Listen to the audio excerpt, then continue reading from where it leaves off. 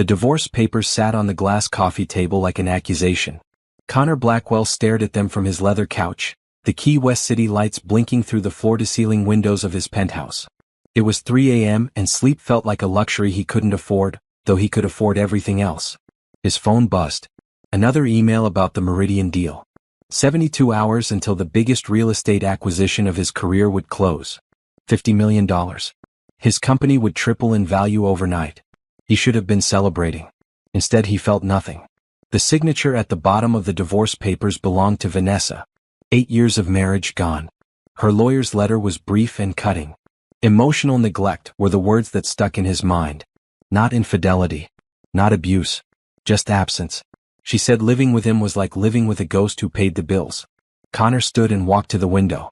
At 42, he had everything he'd worked for since leaving his small Ohio town at 18. The penthouse. The company. The reputation. People respected Connor Blackwell. They feared him in negotiations. They wanted his advice, his money, his approval.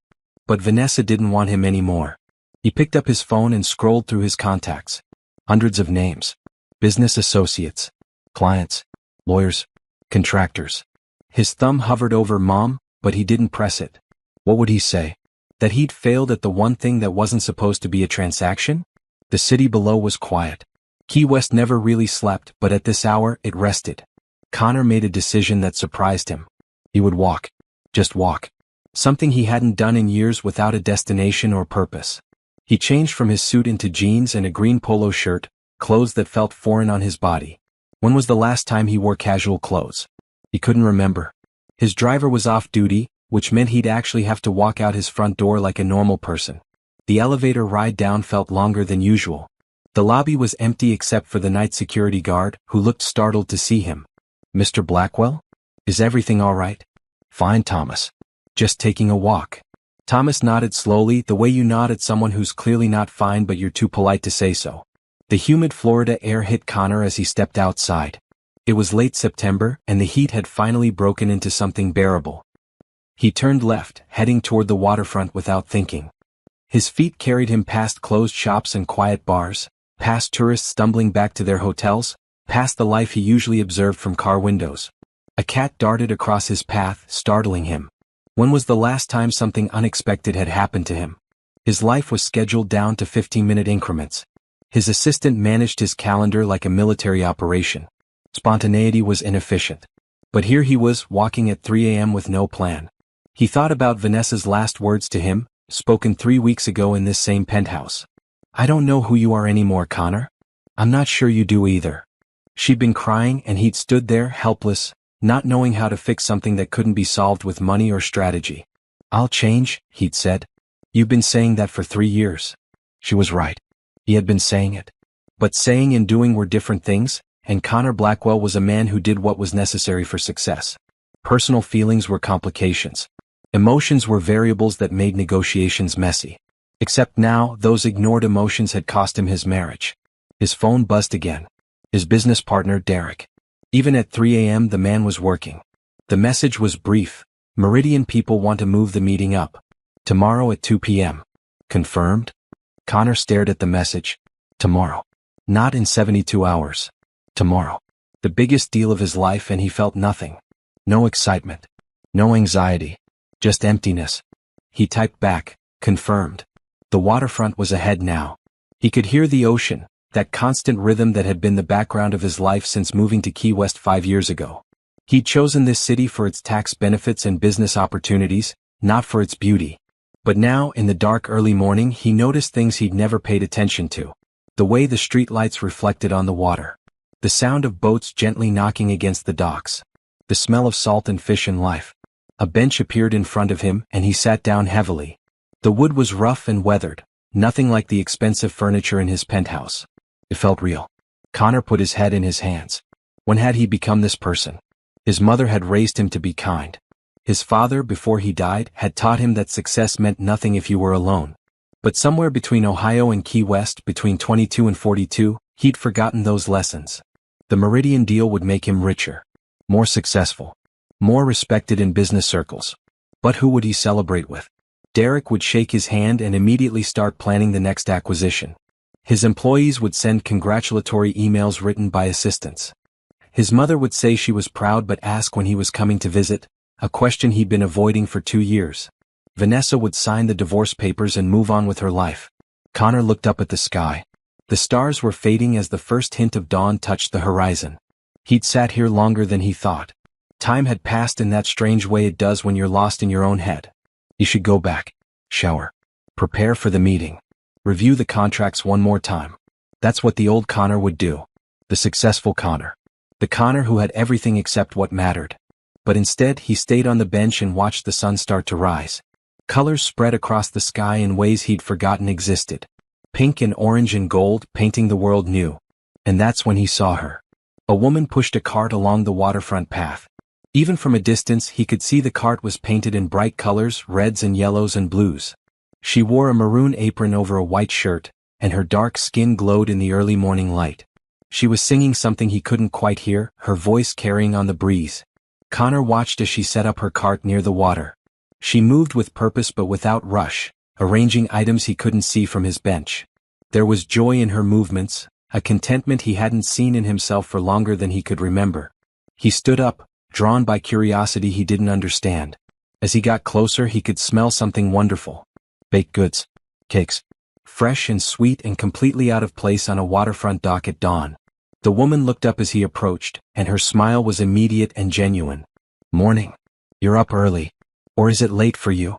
Connor stopped, caught off guard by the directness of her greeting. Early. I couldn't sleep. One of those nights. Well, you're in luck. I've got fresh cakes that'll either solve your problems or make you forget them for a minute. Both are valuable.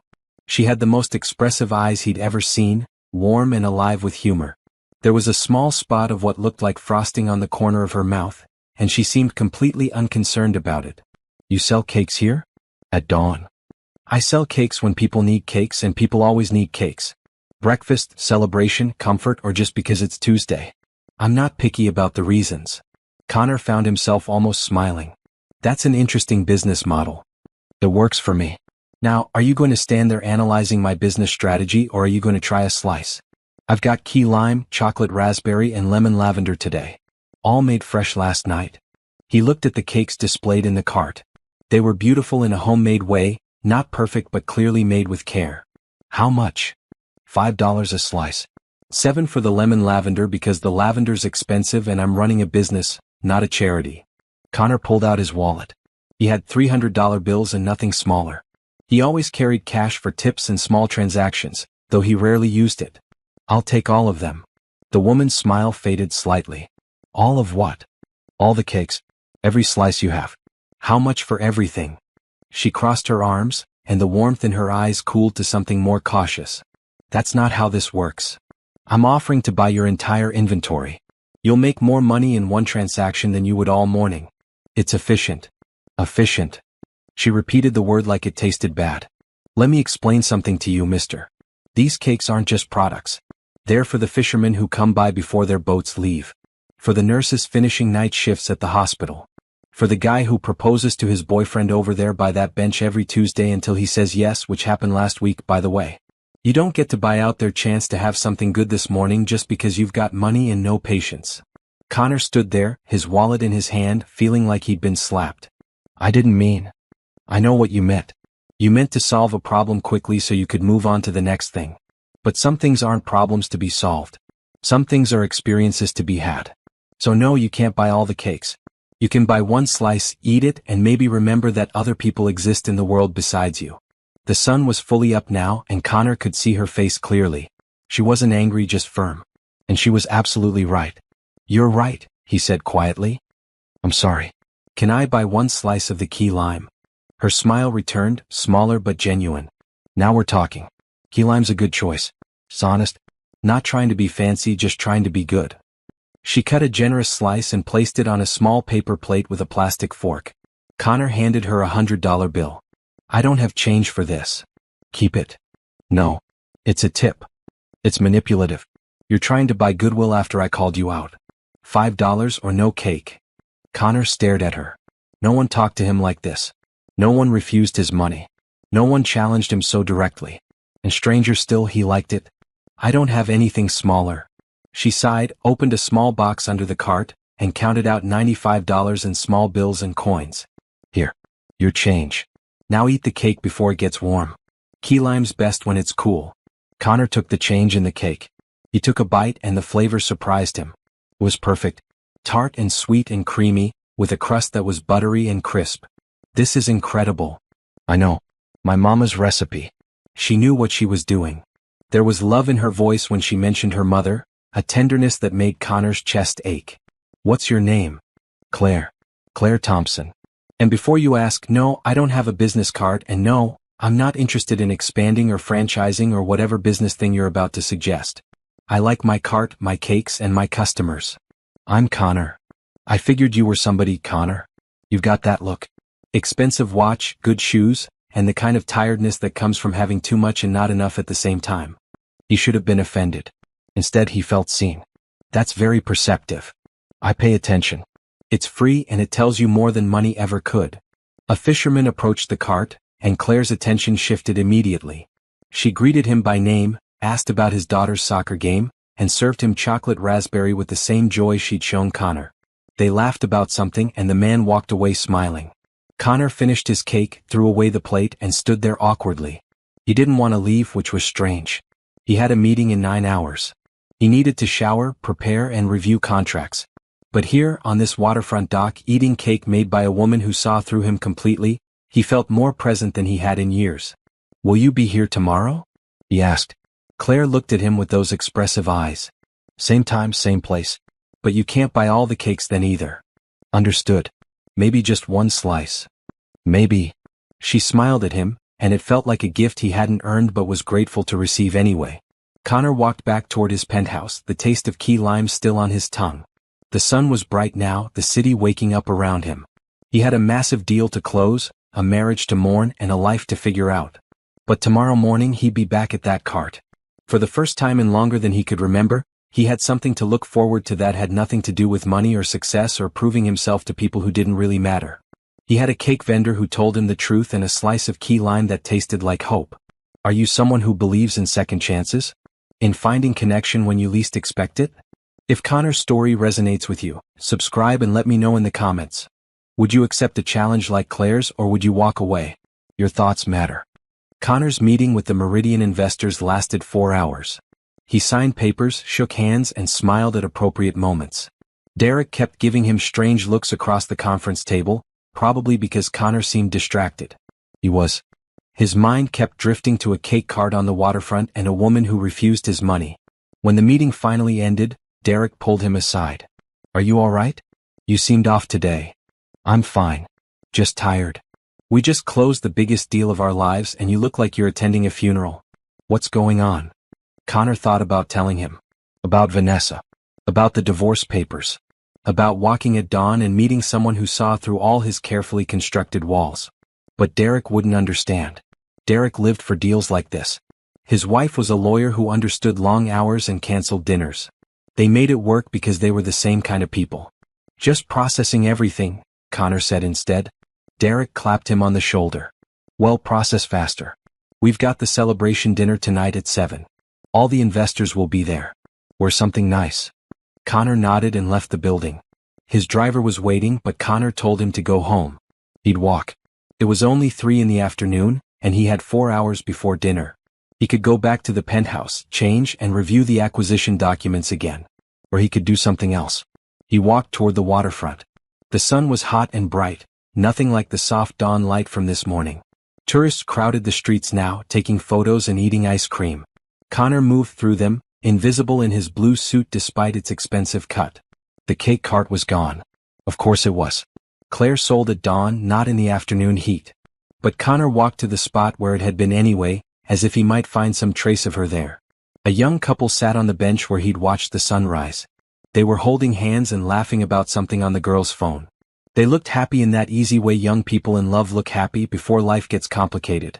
Connor sat on a different bench and pulled out his phone. He had 17 new emails, all requiring responses. 3 text messages from Derek about dinner. 1 missed call from his lawyer about the divorce proceedings. He ignored all of it and opened a search browser. He typed Claire Thompson Key West Cakes and waited. Nothing came up. No website. No social media. No business listings. In 2024, almost every business had an online presence. But apparently, Claire Thompson and her cake cart existed outside the digital world. It felt appropriate somehow. She'd probably say websites were just another way to avoid real human connection. Connor's phone rang. His mother. He stared at the name on the screen for 3 rings before answering. Hi, Mom. Connor. I was starting to think you'd forgotten how to use a phone. How are you, honey? Her voice was warm and familiar, full of the Ohio accent she'd never lost despite living in Florida for the past decade. Connor felt a wave of guilt wash over him. When was the last time he'd called her? 3 weeks? A month? I'm good. Busy. Just closed a big deal today. That's wonderful, sweetheart. I'm so proud of you. How's Vanessa? The question landed like a stone in his chest. Mom, Vanessa and I are getting divorced. Silence on the other end. Then quietly, oh, Connor. When? She moved out 3 weeks ago. Papers came through yesterday. And you're just telling me now? I'm sorry. I didn't know how to say it. His mother sighed. Honey, I love you, but you need to stop trying to handle everything alone. That's what got you here in the first place. You don't know that. Don't I? You've been pulling away from everyone who loves you for years. Your father used to say you were so focused on the destination that you forgot to enjoy the journey. I'm starting to think he was right. Connor closed his eyes. His father had died 10 years ago, a heart attack at 63. The last conversation they'd had was an argument about Connor canceling Christmas to close a deal in New York. Dad wanted me to be successful. He wanted you to be happy. Success was supposed to be a tool for that, not the whole point. There's a difference, Connor. I know. And he did know. He'd just forgotten somewhere along the way. Come visit me this weekend. Please. We'll have dinner, you can sleep in your old room, and we'll figure this out together. I can't this weekend. I have meetings. Next weekend then. Maybe. Another sigh. Connor Paul Blackwell, I am your mother, and I am telling you that maybe isn't good enough anymore. Next weekend. I'll make your favorite pot roast. We'll talk about everything you've been avoiding. And if you try to cancel, I'll drive to Key West and drag you here myself. Despite everything, Connor smiled. Yes, ma'am. Good. Now tell me about this deal you closed. And don't give me the business version. Tell me if it makes you happy. Connor looked out at the water. The couple on the other bench was kissing now, completely absorbed in each other. Honestly, Mom? It doesn't make me feel much of anything. Then why did you do it? Because it's what I'm supposed to do. Grow the company. Make more money. Prove I'm successful. Prove to who? That was the question, wasn't it? I don't know anymore. His mother was quiet for a moment. Then gently, baby, it's never too late to change direction. Your father and I didn't raise you to be miserable. We raised you to be a good person who treats people with kindness. Everything else was supposed to follow from that, not the other way around. I met someone this morning, Connor said suddenly. A woman who sells cakes on the waterfront. She told me I couldn't buy all her inventory because other people deserved the chance to have something good too. His mother laughed. I like her already. She saw right through me, Mom. Looked at me and knew exactly what kind of person I've become. And instead of being impressed by the money or the success, she just served me one slice of cake and told me to remember other people exist. Smart woman. Are you going to see her again? I want to. Is that crazy? I don't even know her, and I want to go back tomorrow morning just to buy another slice of cake. That's not crazy, honey. That's called being interested in someone. Remember that feeling? It's what attracted you to Vanessa once upon a time. Connor remembered. Late nights in college talking about everything and nothing. Vanessa's laugh that made him feel lighter. The way she challenged his ideas and made him think differently. When had that stopped? When had they become two people living parallel lives instead of one shared life? I think I forgot how to do this, Mom. How to be a person instead of a business machine. Then learn again. And maybe this cake lady can teach you. God knows someone needs to. They talked for another 20 minutes about nothing important and everything that mattered. His mother told him about her book club and the neighbor's new puppy. Connor listened and realized how much he'd missed these conversations, these simple connections that had nothing to do with deals or negotiations. When he finally hung up, it was almost 6. He had an hour before the celebration dinner. He should go home and change.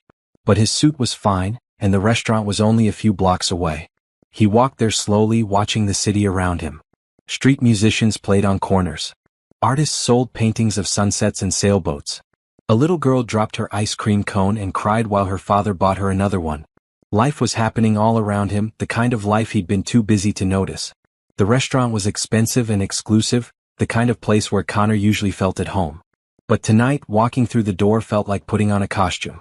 The hostess greeted him by name. Derek was already at the table with 6 investors, all men in suits that cost more than most people made in a month. There he is, the man of the hour. Derek stood and shook Connor's hand with too much enthusiasm. He'd already had a few drinks. Connor sat down and smiled at the right times. He listened to talk about market projections and expansion opportunities. He ate food he couldn't taste and drank wine he didn't want. The investors congratulated him, talking about his reputation and business sense like these were the most important qualities a person could have. And all he could think about was a woman in a maroon apron who made cakes and knew people's names and stories. Earth to Connor. Derek was snapping his fingers in front of his face. Where are you, man? Sorry? Long day. Long day? We just made $50 million. This should be the best day of your life. Should be. But it wasn't. Connor looked around the table at these men who would never know his mother's pot roast recipe or remember the names of fishermen buying breakfast. They were successful, respected, and probably just as empty as he was. I need some air, Connor said, standing up. Now. We're about to order dessert. I'll be right back. He walked outside and stood on the sidewalk. The sun was setting, painting the sky in those same colors he'd watched this morning. He pulled out his phone and set an alarm for 5 a.m. Tomorrow he'd go back to the cake cart. Not because he needed anything from Claire Thompson, but because for the first time in years, someone had treated him like a regular person instead of a wallet with a heartbeat. And that felt more valuable than any deal he'd ever closed. Connor went back inside, finished the dinner, and smiled through dessert. But in his mind he was already planning what he'd say tomorrow. He'd apologize for trying to buy all the cakes. He'd ask about her mother's recipe. He'd listen instead of talking. He'd try to be the person he'd forgotten how to be. And maybe, if he was lucky, Claire would give him another slice of cake and another chance to remember that success meant nothing if you were too empty to enjoy it. The dinner ended around 10. Connor went home, set his alarm again just to be sure, and lay in bed staring at the ceiling. $50 million richer, and all he wanted was $5 worth of key lime cake and a conversation with someone who had no reason to impress him. His phone buzzed. A text from Vanessa's lawyer about signing the final papers next week. Connor set the phone down without responding. Tomorrow morning couldn't come fast enough. The alarm went off at 5 a.m., but Connor was already awake. He'd barely slept, his mind restless with thoughts he couldn't organize. He showered, dressed in jeans and a red shirt, and left his penthouse before the sun had fully risen. The walk to the waterfront felt different this time. Yesterday he'd been running from his empty life. Today he was walking toward something, though he wasn't quite sure what. Claire's cart was already set up when he arrived. She wore a bright blue shirt today under her maroon apron, and she was arranging flowers in a small vase on the corner of her cart. Real flowers, pink and yellow blooms that had no business being on a mobile bakery cart. She looked up as he approached, and her eyebrows rose. You came back. I said I would. People say a lot of things. Following through is rarer. But she was smiling, so he took it as a good sign. What can I get you today? What do you recommend? Claire studied him for a moment. You look less tired than yesterday. Still sad but less tired. That calls for chocolate raspberry. It's got enough sweetness to remind you good things exist, but enough depth that it doesn't insult your intelligence. Connor laughed, surprising himself. That's the most thoughtful cake recommendation I've ever received. I take cake very seriously. It's basically edible therapy. She cut him a slice, and this time Connor had exact change ready. $5 in singles, counted out carefully. Claire took the money with an approving nod. Look at you, coming prepared. I'm impressed. I learn from my mistakes. That's a rare quality in men with expensive watches. Connor looked down at his watch, a Rolex he'd bought to celebrate his first $1 million deal. It cost more than Claire probably made in 3 months. Should I not wear it? Wear what you want. Just don't let it wear you. She handed him the cake. Eat here today. I want to see if my recommendation was right. So Connor stood by the cart and ate the chocolate raspberry cake. It was rich and complex, with layers of flavor that developed as he chewed. This is amazing. Do you bake all of these yourself? Every night. Start around 8 p.m., finish around 2 a.m. Sleep for a few hours, then set up the cart by 5. Been doing it for 6 years now. That's exhausting. It's honest work. I make something with my hands that brings people joy. Not many jobs can say that. She served a young nurse who looked dead on her feet, chatting with her about a patient who was finally being discharged. The nurse left with lemon lavender cake and a smile. Connor watched the interaction, fascinated by how easily Claire connected with people. You really know all your customers. Most of them. The regulars anyway. That's Linda. Her shift ends at 5, and she always gets lemon lavender because it reminds her of her grandmother's garden in Georgia. She's been saving up to bring her grandma down to visit next month. How do you remember all that? Claire shrugged. I pay attention. People tell you their stories if you actually listen. Most folks are so busy or distracted that nobody really hears them anymore. So I hear them.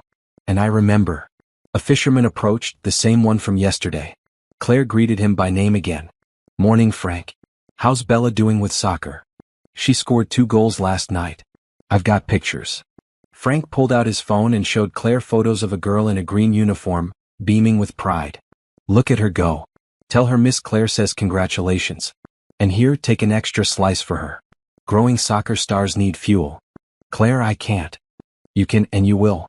Consider it a championship bonus. Frank left with 2 slices and gratitude shining in his eyes. Connor waited until he was gone before speaking. You do that a lot? Give away free cake. When it matters, yes. Frank's a single dad working 2 jobs to keep Bella in that soccer league. An extra slice of cake isn't going to break my business, but it might make his morning a little lighter. She looked at Connor directly. Not everything is about profit margins and efficiency. Yesterday you said you were running a business, not a charity. I'm running a business. But a business run by a human being, not a calculator. There's a difference. Connor thought about his own company. When was the last time he'd given someone something just because it mattered? When was the last time he'd known his employees' stories, their children's names, their struggles? You're making me think about a lot of things I've been avoiding, he said quietly. Good. Thinking's free and you look like you need to do more of it. Can I ask you something personal? Claire raised an eyebrow. You can ask. I might not answer. Why cakes? Why this? He gestured at the cart, the waterfront, the whole setup. She was quiet for a moment, her hands still as she considered his question. My mama started this cart 20 years ago. She was a housekeeper who loved to bake, and one day she decided she was tired of cleaning other people's houses. So she saved up, bought this cart and started selling her cakes. Built a whole community around it. When she got sick 8 years ago, I took over. Kept it going through her treatment, through her last days and after. I'm so sorry. Don't be sorry. Be grateful you got to eat her key lime recipe. She would have liked that someone appreciated it. Claire's eyes were shiny but she didn't cry. This cart is her legacy. Every cake I sell, every person I talk to, that's me keeping her alive. It's not about money. It's about connection. It's about doing something that matters. Connor felt something crack inside his chest. My father died 10 years ago. I was supposed to come home for Christmas but I canceled to close a deal. I never got to apologize. That's a heavy thing to carry. I tell myself he understood. That he knew I was building something. But I don't think he did understand. I think I disappointed him. Claire reached across the cart and touched his hand briefly. Just a moment of contact, but it felt like absolution. Then don't disappoint him anymore. It's not too late to be the person he raised you to be.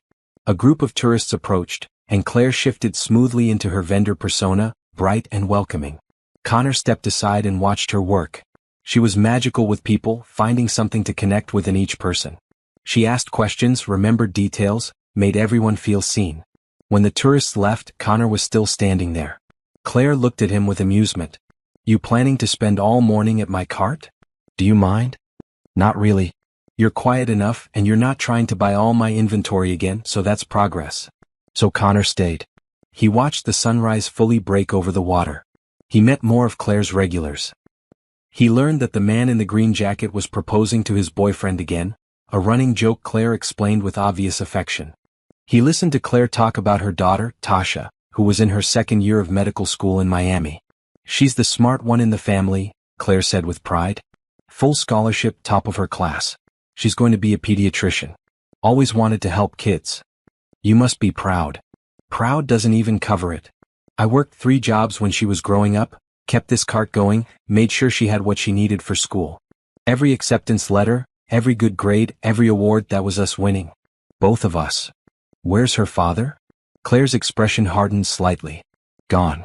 Left when Tasha was 2. Decided being a father was too hard, so he just stopped showing up. Haven't heard from him in 20 years. I'm sorry. I'm not. We did fine without him. Better probably. Tasha knows what real love looks like because I showed her every single day. That's worth more than a father who didn't want to be there. Connor thought about his own father, who'd been there but who Connor had taken for granted. Who he'd disappointed in the name of success. You're an amazing mother. I try. That's all any of us can do. Try our best and hope it's enough. By 7 a.m. the early morning rush was over. Claire started packing up her cart, moving with practiced efficiency. Connor helped without asking, handing her containers and folding the small table she used for display. You don't have to help. I know. I want to. They worked in comfortable silence for a few minutes. Then Claire spoke again. Why are you really here, Connor? And don't say it's just for the cake. He stopped, holding a stack of paper plates. Honestly? Because yesterday morning, you treated me like a regular person. You didn't care about my money or my success. You just saw me. And I realized nobody has really seen me in a very long time. That sounds lonely. It is. I'm getting divorced. My wife says I'm emotionally absent, and she's right. I just closed the biggest deal of my career, and all I could think about was coming back here to buy another slice of cake from someone who told me the truth. Claire studied him. That's a lot to put on a cake vendor you just met. I know. I'm sorry if it's too much. I didn't say it was too much. Just a lot. She finished packing and turned to face him fully. Here's the thing, Connor. You seem like a good person who got lost in all the wrong things. That happens. Life gets busy, priorities get confused, and suddenly you look around and wonder how you got here. But the good news is you're not dead yet. You can change direction anytime you want. How? Start by figuring out what actually matters to you. Not what you think should matter or what other people say should matter. What makes you feel alive? What makes you want to get up in the morning? What would you do if money wasn't a factor? Connor thought about it. The answer came more quickly than he expected. I want to help people. Build things that matter, not just things that make money. Connect with people instead of using them. Be someone my father would have been proud of. Then do that. It's not that simple. It never is. But it's also not as complicated as you're making it. You've got resources. You've got skills. Use them for something besides making yourself richer. Figure out how to build a life that feels good, not just looks good. A text message buzzed on Connor's phone. Derek asking about another meeting. Connor silenced it without reading the full message. I'll be here tomorrow, he said to Claire. Same time. I'll be here. Same cakes, same truth-telling. You sure you can handle it? I'm starting to think it's exactly what I need. Claire smiled at him and something warm bloomed in Connor's chest. Hope maybe. Or possibility. Or just the simple pleasure of being seen by someone who had no agenda except honesty. He walked back to his penthouse with chocolate on his tongue and questions in his mind. But for the first time in years, they were the right questions. What did he actually want? Who did he want to be? How could he build a life that mattered? He didn't have the answers yet. But tomorrow morning he'd be back at the cake cart, and maybe Claire would help him figure it out. One slice at a time. Connor came back every morning for the next 2 weeks. It became a routine that felt more important than any meeting on his calendar. Wake at 5, walk to the waterfront, buy one slice of cake, and talk with Claire as she served her regular customers. He learned things about her that fascinated him. She could recite poetry from memory. She'd never traveled outside Florida but could describe Paris from books like she'd lived there. She laughed with her whole body, and the sound made something in Connor's chest feel lighter. He also learned about himself through her questions. Claire didn't ask about his business or his money. She asked what made him happy as a child. What he dreamed about at night. What scared him.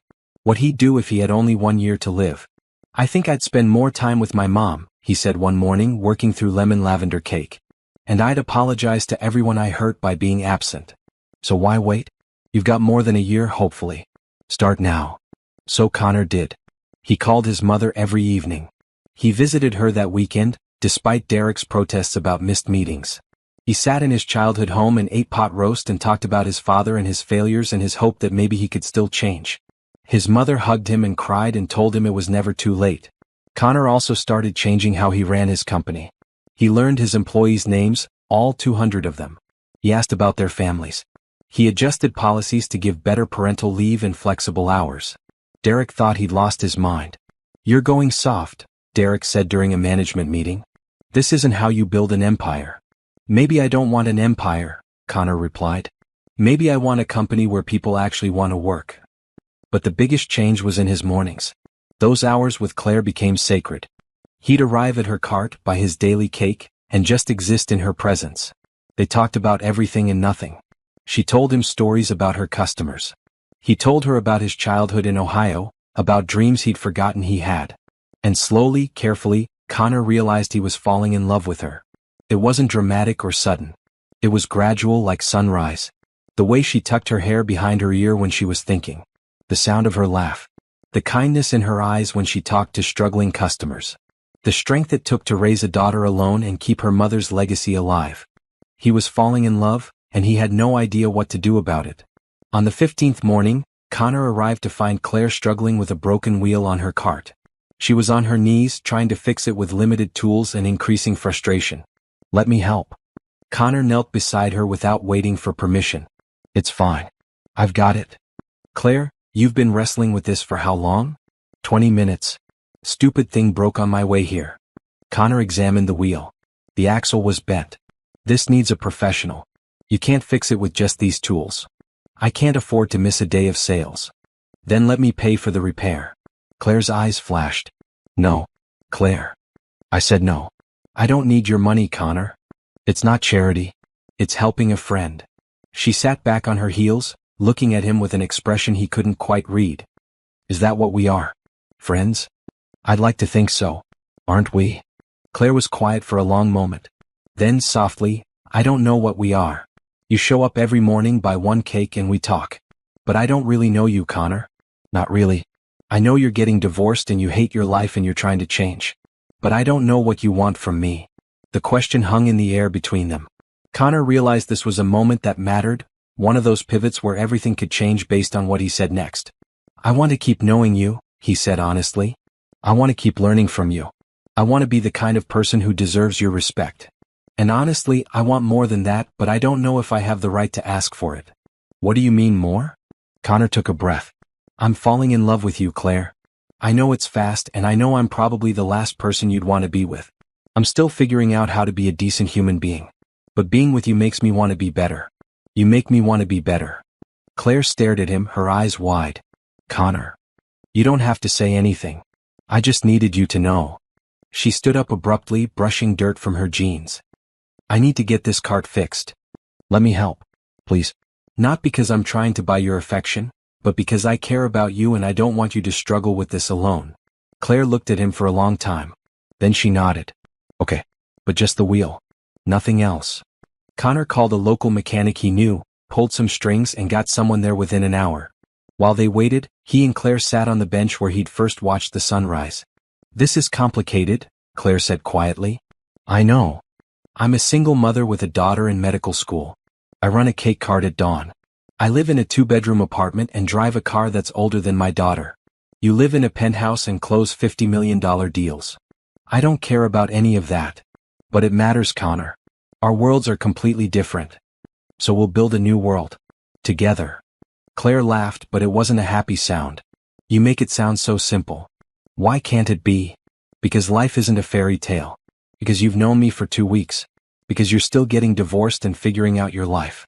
Because I've built walls for 20 years to protect myself and my daughter, and I don't know if I can let them down for someone I barely know. Then let me prove myself. Give me a chance to show you I'm serious." "How?" Connor didn't think. He just spoke from his heart. "If I buy all the cakes, will you marry me?" The words hung in the air. Claire's eyes went huge. Then she started laughing, really laughing, the kind of laugh that bends you over and makes your stomach hurt. "Are you seriously proposing to me right now?" Connor felt his face get hot. That came out wrong. "You think?" But she was still laughing, and Connor found himself laughing too because it was absurd and ridiculous and completely not how he'd meant to do this. When they both stopped laughing, Claire wiped her eyes. "Connor Blackwell, that is the worst proposal I've ever heard. And for the record, you still can't buy all the cakes." "I know. I'm sorry. I didn't mean it like a real proposal." "Didn't you?" She looked at him with those knowing eyes. "Because it sounded pretty real to me." Connor met her gaze. "What if it was? What if I'm serious? Then I'd say you're crazy. Maybe I am. But I've never been more sure of anything. I love you, Claire. I know it's fast and I know it's complicated, but I love you. And if buying all your cakes would prove it, I'd do it. But I know that's not what you want. So tell me what you want. Tell me how to prove I'm serious about this, about you, about building a life that actually matters. Claire was quiet for a long time. The mechanic worked on the cart behind them. The sun climbed higher in the sky. Tourists started walking past on their way to early breakfast spots. Finally, Claire spoke. You really want to prove yourself? Yes. Then I have a challenge for you. If you can do it, I'll consider taking you seriously. If you can't, you walk away and we stay friends. Nothing more. What's the challenge? Claire turned to face him fully. Live my life for 1 week. Wake up at my time, work my hours, live on my budget. No expensive dinners, no driver, no using your money to make things easier. Just live like I live and see if you still think our worlds can merge. Connor didn't hesitate. When do I start? Tomorrow. I'll pick you up at 7 p.m. Pack light. You're staying at my place. Your place. That's part of it. You sleep on my couch, eat my food, live my life. All of it. Can you handle that? Connor thought about his penthouse, his king-sized bed, his morning coffee routine with beans that cost $40 a pound. He thought about giving all that up for a week. Then he thought about Claire's smile and the way his chest felt when she laughed. I can handle it. We'll see. But she was smiling and it felt like hope. The mechanic finished with the cart. Connor paid him, ignoring Claire's protest that she'd pay him back. They set up the cart together, and Claire served her late morning customers with her usual grace. When the rush ended, she turned to Connor. 7 p.m. tomorrow. My address is 447 Coral Street, apartment 3B. Don't be late. I won't be. And Connor? This isn't a game. This is my real life. If you can't respect it, if you can't handle it, tell me now. I respect it. I respect you. And I'm going to prove it. Claire nodded. We'll see. Connor walked back to his penthouse with his heart racing. He'd just agreed to leave his comfortable life for a week. To live on a budget he couldn't imagine. To prove himself to a woman he'd known for 2 weeks but loved like he'd known her forever. Derek was going to lose his mind. His mother was going to laugh and say she told him so. And Connor didn't care about any of it. Because tomorrow he'd start learning how to live a life that actually mattered. One slice of cake, one real conversation, one genuine connection at a time. Connor packed a small bag with clothes and toiletries, feeling like he was preparing for a mission he didn't fully understand. He looked around his penthouse at the expensive furniture, the art on the walls, the view that cost more per month than most people earned in a year. None of it felt like home. At 6:45 p.m., he called his driver and told him he wouldn't need him for a week. Then he called Derek. You're doing what? Derek's voice pitched high with disbelief. I'm taking a week off. Personal time. We have the expansion meeting on Thursday. The investors from California are flying in. You can handle it. Connor, what's going on with you? Ever since you closed the Meridian deal, you've been acting strange. Is this about Vanessa? It's about me figuring out who I want to be. I'll be back next week. Connor hung up before Derek could argue more. He looked at his watch, the Rolex that had impressed no one who mattered. He took it off and left it on his dresser. The walk to Claire's apartment took 30 minutes. Coral Street was in a neighborhood Connor rarely visited, full of older buildings and small local shops. Number 447 was a 3-story brick building with faded paint and a front door that needed fixing. He climbed to the 3rd floor and knocked on 3B. Claire opened the door wearing comfortable clothes, her hair pulled back. You came. I said I would. Come in. The apartment was small but neat. A living room with a couch and TV, a kitchen barely big enough for 2 people, and 2 bedrooms off a short hallway. The furniture was old but well maintained. Photos covered every wall, mostly of a beautiful young woman Connor assumed was Tasha at various ages. Home sweet home, Claire said, watching his face. It's not much, but it's ours. It's perfect. Liar. But I appreciate the effort. She pointed to the couch. That's your bed for the week. I've got sheets and a pillow. Bathroom's down the hall. You'll share it with me, so keep it clean. Yes, ma'am. Kitchen rules, you cook, you clean. We split groceries 50-50, which means you're paying about $30 for the week. I'll show you the budget spreadsheet later. Connor nodded, taking it all in. This was real. He was really doing this. We've got leftover chicken and rice for dinner. Then I bake from 8 to 2 a.m. You're welcome to help or sleep, but if you sleep, you need to wake up at 4:30 to help me load the cart. I'll help with both. Claire studied him. We'll see how long that lasts. Most people can't handle my schedule for more than a day. They ate dinner at a small table in the kitchen. The food was simple and delicious, seasoned with care. Connor asked about the photos on the walls and Claire told him stories about Tasha. Her first day of school. Her high school graduation. Her acceptance to medical school. She's coming home this weekend, Claire mentioned casually. You'll meet her. Connor's stomach dropped. This weekend? Problem? No. Just nervous. What if she doesn't like me? Then you're in trouble because Tasha's opinion matters more to me than anything else in the world. She's been my reason for everything since the day she was born. What have you told her about me? That some guy's been buying cake every morning for 2 weeks and thinks he's in love with me. Claire said it matter-of-factly, but Connor could see the challenge in her eyes. And what did she say? That she'll believe it when she sees it. Tasha's protective. Her father left and she watched me struggle. She doesn't trust easily, especially not men who show up out of nowhere with money and promises. I understand. Do you? Because Tasha won't be impressed by your penthouse or your deals. She'll be evaluating whether you're good enough for her mother. And trust me, her standards are high. Connor felt the weight of that. I'll do my best. After dinner they cleaned the kitchen together. Then Claire led him to her workspace, a corner of the living room set up with baking equipment. Mixing bowls, measuring cups, ingredients organized in careful rows. This is where the magic happens, she said with a smile. Tonight we're making key lime, chocolate raspberry and lemon lavender. 20 cakes total. You ready? Teach me. So Claire taught him. How to measure ingredients precisely. How to mix batter to the right consistency.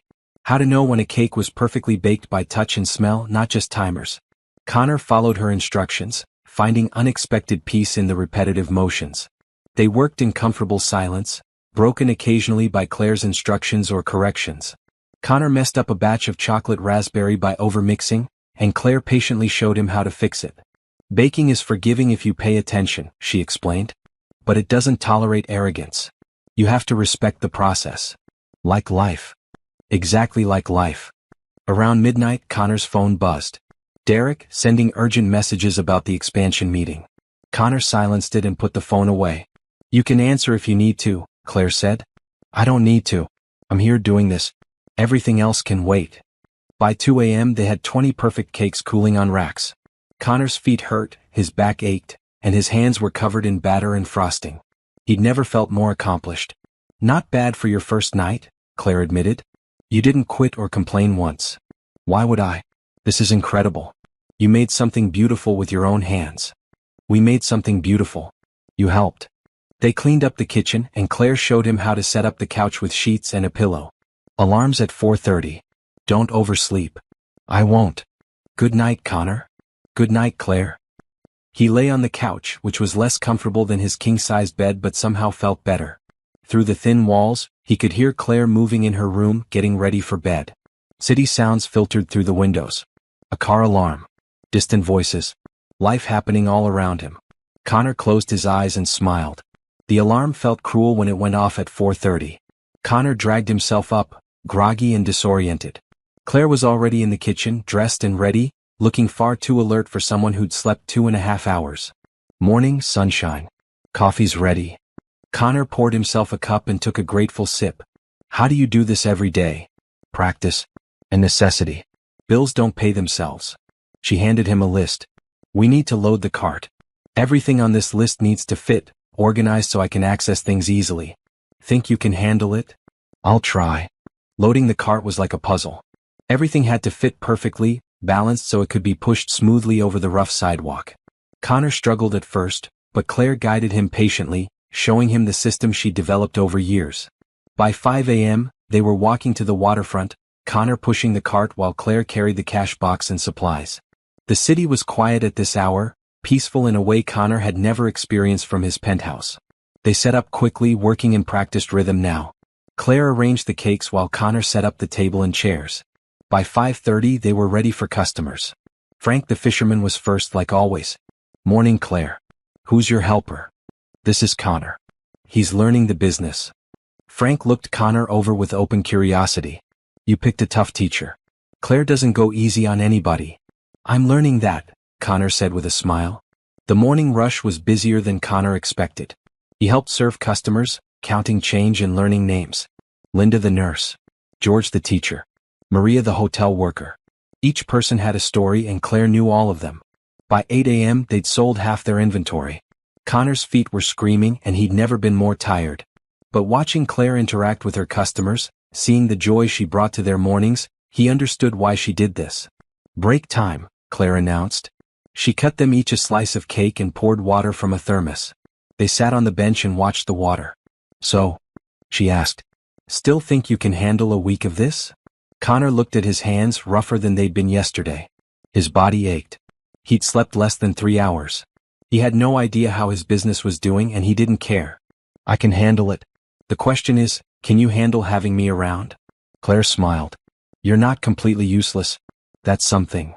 They finished the morning shift by 10, packed up, and walked the cart back to Claire's apartment. Connor pushed while Claire walked beside him, pointing out details of the neighborhood he'd never noticed. The mural on the community center. The garden Mrs. Rodriguez maintained. The bakery that gave day-old bread to people who needed it. Back at the apartment, Connor collapsed on the couch. "Nap time? If you want. I've got errands to run, bills to pay, groceries to buy. You're welcome to come." So Connor went. He watched Claire negotiate prices at the market, carefully comparing costs and choosing items that balanced quality with affordability. She showed him her budget spreadsheet on her phone, every dollar accounted for. "This is what living on $30,000 a year looks like," she explained. "Every choice matters. Every dollar has a job. There's no room for waste." Connor thought about his own spending, the thoughtless purchases and expensive meals. He'd spent more on a single dinner last week than Claire spent on groceries for a month. They got home around 2 p.m. Claire made lunch while Connor reviewed her budget spreadsheet more carefully. Rent, utilities, groceries, Tasha's medical school help, business expenses, savings. Everything was carefully planned with almost nothing left over. "How do you do it?" he asked. "How do you live with no margin for error?" "You do what you have to do. And you find joy in what you have instead of worrying about what you don't." After lunch, Claire let Connor nap on the couch. He slept dreamlessly for 3 hours, waking to the smell of dinner cooking. "Good nap," Claire called from the kitchen. "Best sleep I've had in years." That's what honest work does. Tires you out in all the right ways. They ate dinner together and Connor helped clean up.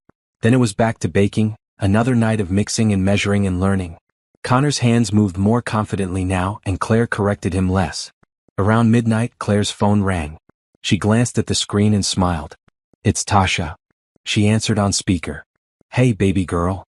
"Hi, Mama. Just finished studying. Thought I'd check in." Tasha's voice was warm and confident. "How are you?" "Good. Tired but good.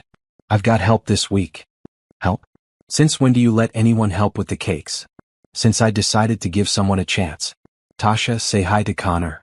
There was a pause. Then cautiously, "Connor? The cake guy?" "That's me," Connor said. "Nice to meet you, Tasha." "We'll see about that. What are you doing at my mom's place?" "Learning. Your mother challenged me to live her life for a week. I'm on day 1. Another pause. "And how's that going?" "It's the hardest and most meaningful thing I've done in years." Tasha didn't sound convinced. "Mama, can I talk to you alone?" "Sure, baby." Claire took the phone off speaker and walked into her bedroom, closing the door. Connor kept working, mixing the next batch of cake batter. He could hear Claire's muffled voice through the door but couldn't make out words. The conversation lasted about 10 minutes. When Claire came back, her expression was hard to read. "Tasha's coming home tomorrow night instead of Friday. She wants to meet you." "That's good, right?" "We'll see. She's protective and she's got questions. Lots of questions. I'll answer them honestly." "You better. Because if Tasha doesn't trust you, this is over before it starts." "She's my priority, Connor. Always has been, always will be." "I understand. I wouldn't respect you if it was any other way." They finished baking in silence, but it wasn't uncomfortable. Connor thought about meeting Tasha, about proving himself to yet another person. But he wasn't nervous. He was determined. If he had to earn Claire's love piece by piece, starting with her daughter's approval, then that's what he'd do. Because some things were worth fighting for. And Claire Thompson was worth everything. Day 2 started the same as day 1. Alarm at 4:30. Loading the cart. Walking to the waterfront in the quiet pre-dawn darkness. But Connor's body protested more this morning, muscles sore from unfamiliar work. Claire noticed him wincing. "Hurting?" "A little. I'll be fine. There's pain cream in the bathroom cabinet. Use it tonight." They set up the cart and the morning routine continued. Connor was faster at serving customers now, and he'd started to remember the regulars' names. Frank asked about his daughter's game. Linda talked about her grandmother's upcoming visit. George mentioned his students' test scores improving. Around 7 a.m., Connor's phone buzzed insistently. He ignored it the first 3 times, but on the 4th, Claire noticed. "You need to answer that? It's just my business partner. He'll be fine." "Connor, you can't ignore your whole life. That's not what this challenge is about." So Connor checked his messages. 15 texts from Derek, increasingly frantic. The California investors had moved up their meeting to today. They wanted to discuss the expansion in person, and they were threatening to pull out if Connor wasn't there. "I have to make a call," Connor told Claire. "Do what you need to do." Connor stepped away from the cart and called Derek. "Finally. Where are you?" "The meeting's in 3 hours. I told you I'm taking the week off." "You can't take the week off in the middle of the biggest expansion opportunity we've ever had. These investors are serious, Connor. They want to put in $20 million, but only if you're the face of the company. They don't trust me to lead this." Connor watched Claire serve a young couple, laughing at something the man said. She looked happy, fully present in the moment. "Derek, how long have we worked together?" 15 years. "Why?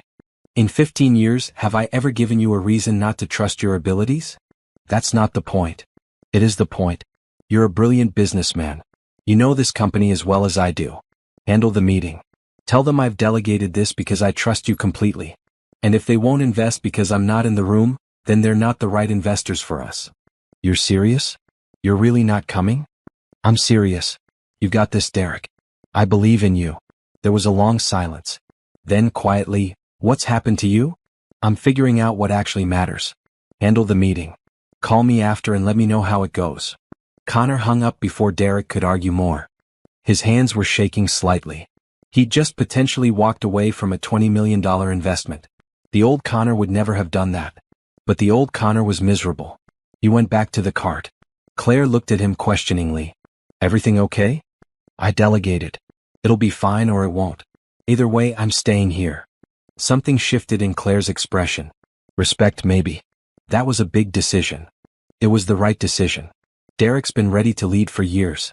I just never let him because I needed to control everything. Control's an illusion anyway. Life happens whether you're in charge or not. They worked through the morning rush. Around 9 a.m., a woman approached the cart who Connor hadn't seen before. She was elegant, well-dressed, and walked with the confidence of someone used to getting what she wanted. "Claire. I was hoping to catch you." Claire's smile was polite but cooler than usual. "Morning, Patricia. What can I do for you?" "I wanted to talk about your space. This spot on the waterfront, it's prime real estate. I'm representing a developer who's interested in buying the rights to this whole strip." "I don't own this spot. It's public space." "Technically, yes. But my client is working with the city on a development project. New shops, restaurants, a complete renovation of the waterfront. It's going to be beautiful. But it means vendors like you won't be able to set up here anymore." Claire's expression hardened. "When?" "The project starts in 6 months. I wanted to give you advance notice. Maybe help you find a new location." "How thoughtful of you." Claire's voice was flat. Patricia handed her a business card. "Call me if you need help. I know this is your livelihood, and I want to make the transition as smooth as possible." She left, and Claire stared after her with an expression Connor couldn't read. "Are you okay?" he asked. "I'm fine." But her hands were trembling as she rearranged cakes that didn't need rearranging. "Claire." "I said I'm fine, Connor. Drop it." He dropped it, but he filed the information away. Claire had 6 months before she lost her spot. 6 months before her mother's legacy might have to change form. The rest of the morning was quiet. Claire served customers with her usual warmth, but Connor could see the worry underneath. When they packed up and headed back to the apartment, she was silent the whole walk. Back home, Claire went straight to her bedroom and closed the door. Connor heard her on the phone, her voice muffled but intense. He gave her privacy and started preparing lunch with what was left in the fridge. An hour later, she emerged. Her eyes were red, but she wasn't crying. "Sorry? I needed a minute." "Don't apologize. That was heavy news. It's not the first time someone's tried to push me out. This spot's been contested before. But this sounds more serious. A full development project with city backing." She sat at the table heavily. "I don't know if I can fight this one. You could find a new spot." "It's not about the spot, Connor. My mama set up right there 20 years ago. She fought for that space, built relationships with the other vendors, created a community.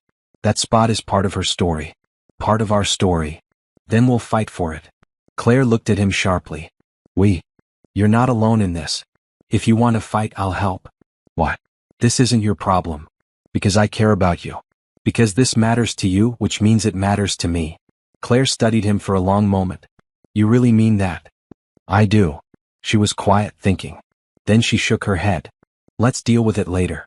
Tasha's coming home tonight, and I need to prepare you for the interrogation you're about to face. Interrogation? Oh yes. Tasha doesn't do subtle. She's going to ask you every hard question she can think of. She's going to test you, push you, and try to find any reason why you're not good enough for her mother. Sounds fair. You say that now. Wait until she starts asking about your intentions and your 5-year plan and what happened with your marriage. I'll answer honestly. You better. Because Tasha can smell a lie from a mile away. Claire started pulling ingredients for dinner. We're making her favorite tonight. Jerk chicken, rice and peas and plantains. You're helping.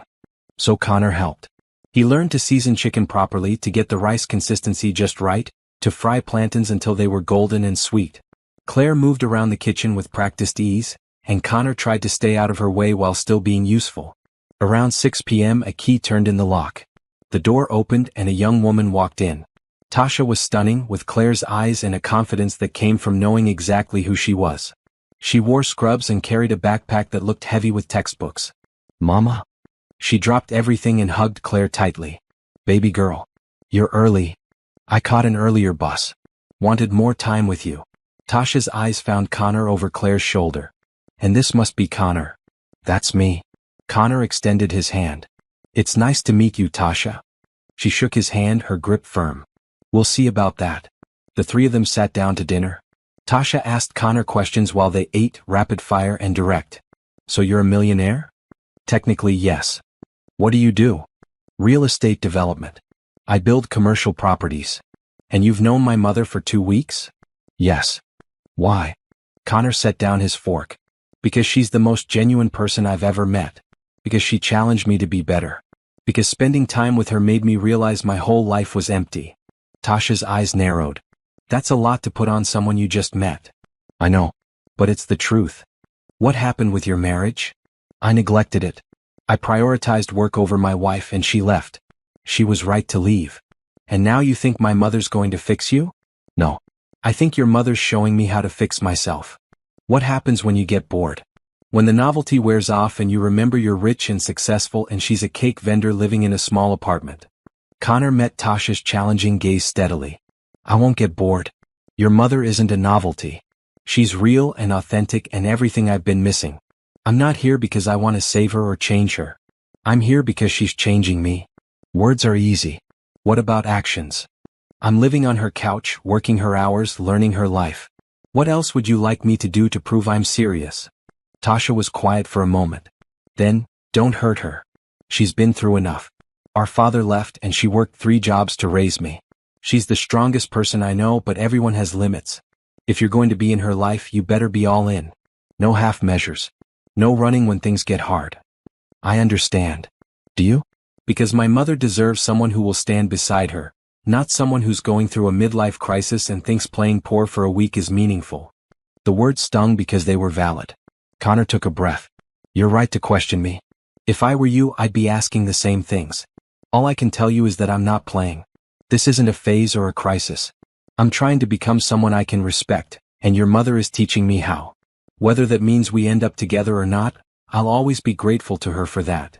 Tasha studied him for a long time. Then she looked at her mother. What do you think, Mama? Claire had been quiet through the whole exchange. Now she spoke carefully. I think Connor's trying. I think he's got a long way to go, but he's doing the work. And I think we should give him the chance to prove himself. Okay. Tasha turned back to Connor. But I'm watching you. One wrong move, one sign that you're going to hurt her, and I don't care how much money you have. We clear? Crystal clear. The tension eased slightly. They finished dinner, and Connor helped clean up while Tasha told Claire about medical school. He listened to their easy banter, their inside jokes, the love that was obvious in every word. This was a family. A real, functional, loving family built on mutual respect and genuine care. It was nothing like his marriage had been, where he and Vanessa had eventually become strangers sharing a space.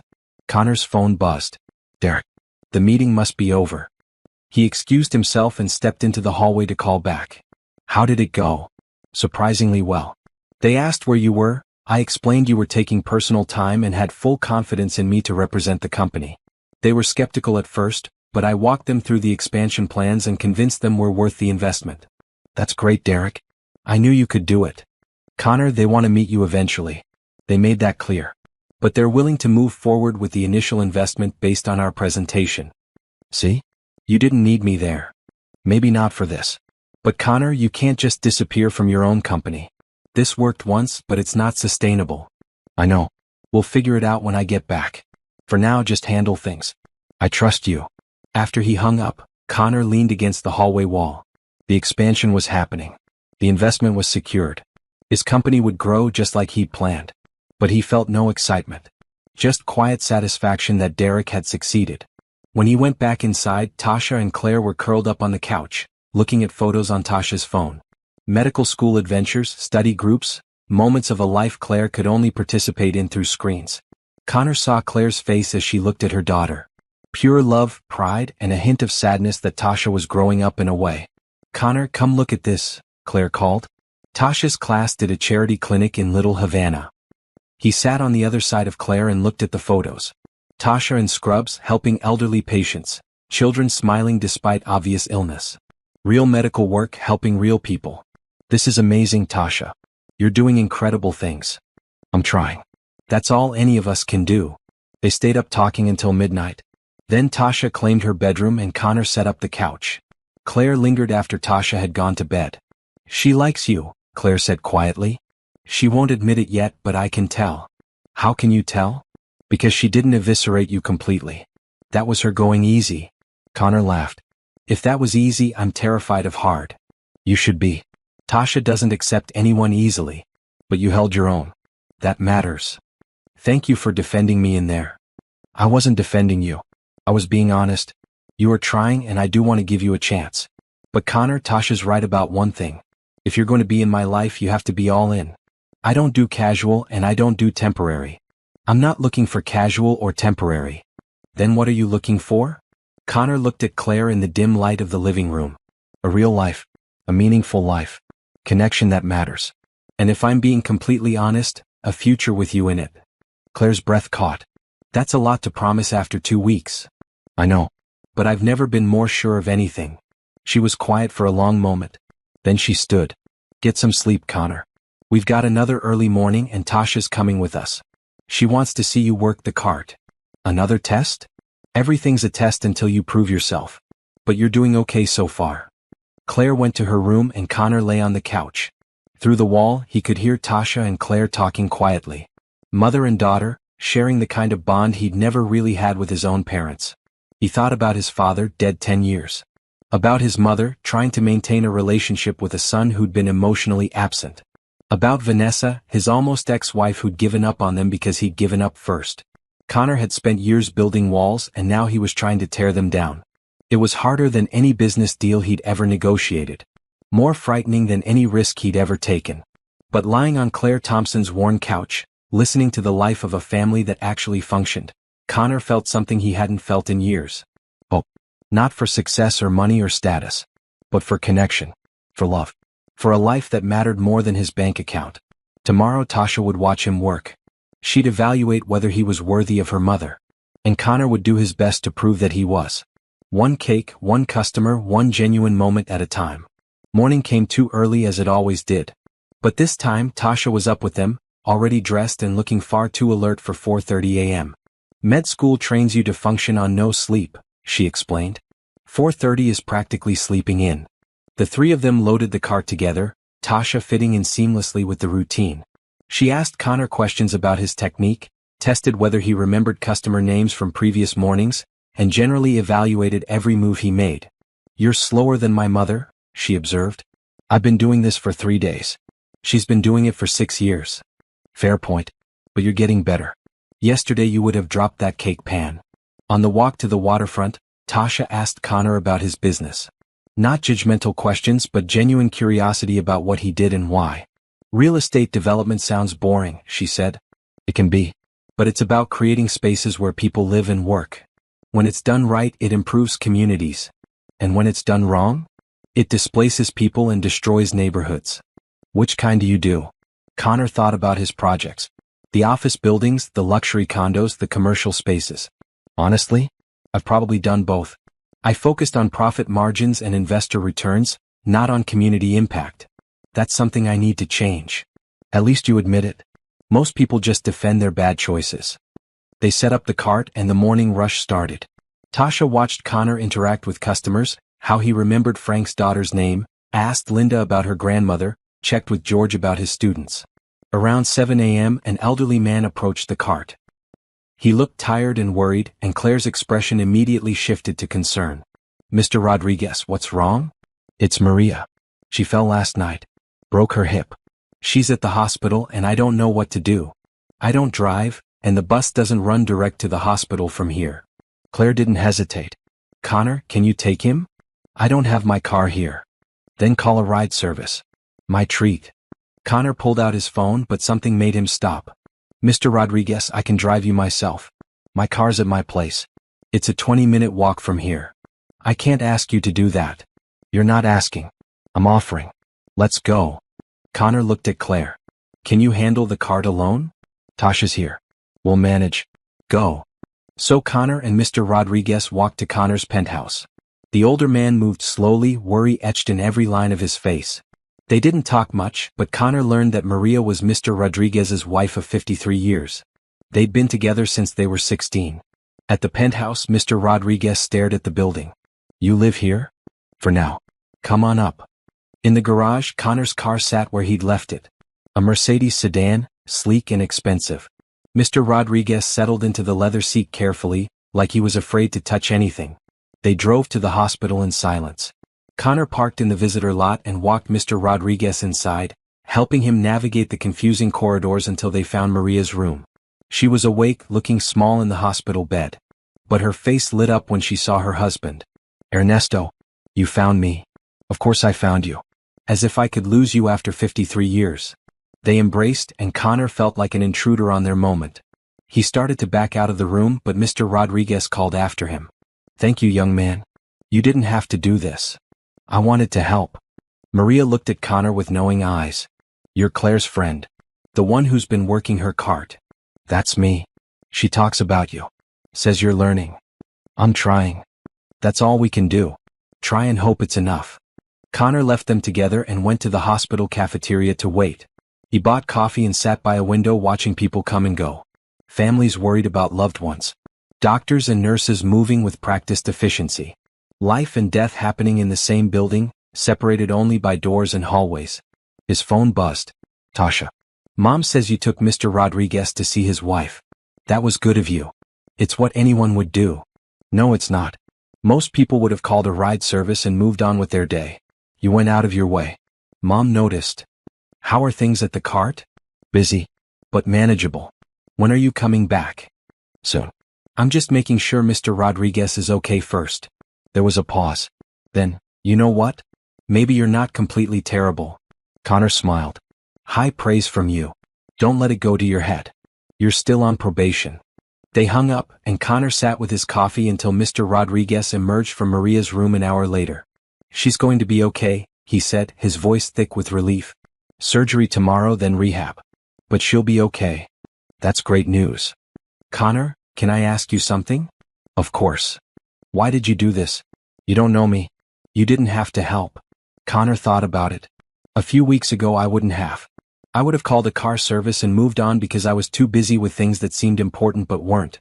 But Claire's teaching me to see people again. To remember that everyone has a story and everyone matters. You needed help, so I helped. It's that simple. Mr. Rodriguez's eyes were shiny. Claire's a special woman. If you're smart, you'll hold on to her. I'm trying. They drove back to the waterfront.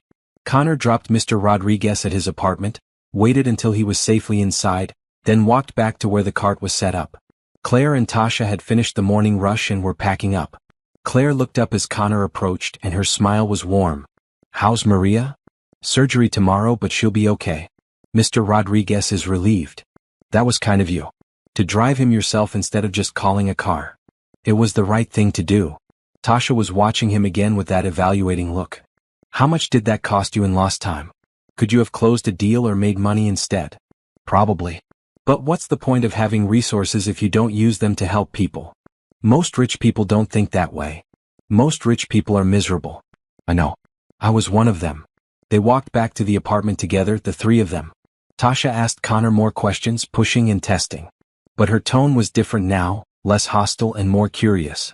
Back at the apartment, Claire made lunch while Tasha and Connor cleaned up from the morning. Then Tasha announced she needed to study. Big exam next week. Gotta hit the books. But before she left for her room, she looked at Connor. You're doing okay. Better than I expected anyway. Thanks. I think. Don't make me regret saying that. After Tasha disappeared into her room, Claire and Connor sat at the small kitchen table. The afternoon sun streamed through the window, lighting up Claire's face. She likes you, Claire said. I can tell. How? Because she's studying in the living room where she can keep an eye on us instead of locked in her room like she usually does when men are around. Connor glanced at Tasha's closed door. Sure enough, he could see light under it and hear the faint sound of her moving around. She's protective of you. She's seen me hurt before. Not by men, just by life. She doesn't want to see it happen again. Claire's voice was soft. When her father left, she was too young to understand. But she saw me cry. Saw me work myself to exhaustion. Saw me struggle. She remembers that even if she doesn't remember him. What was he like? If you don't mind me asking. Claire was quiet for a moment.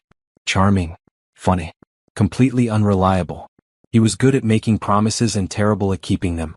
I thought love would be enough, that he'd grow up eventually. But some people never do. I'm sorry. I'm not. If he'd stayed, Tasha would have learned that love means making excuses for someone who doesn't show up. This way, she learned that love means showing up every single day, even when it's hard. You showed up. I didn't have a choice. She needed me. You always have a choice.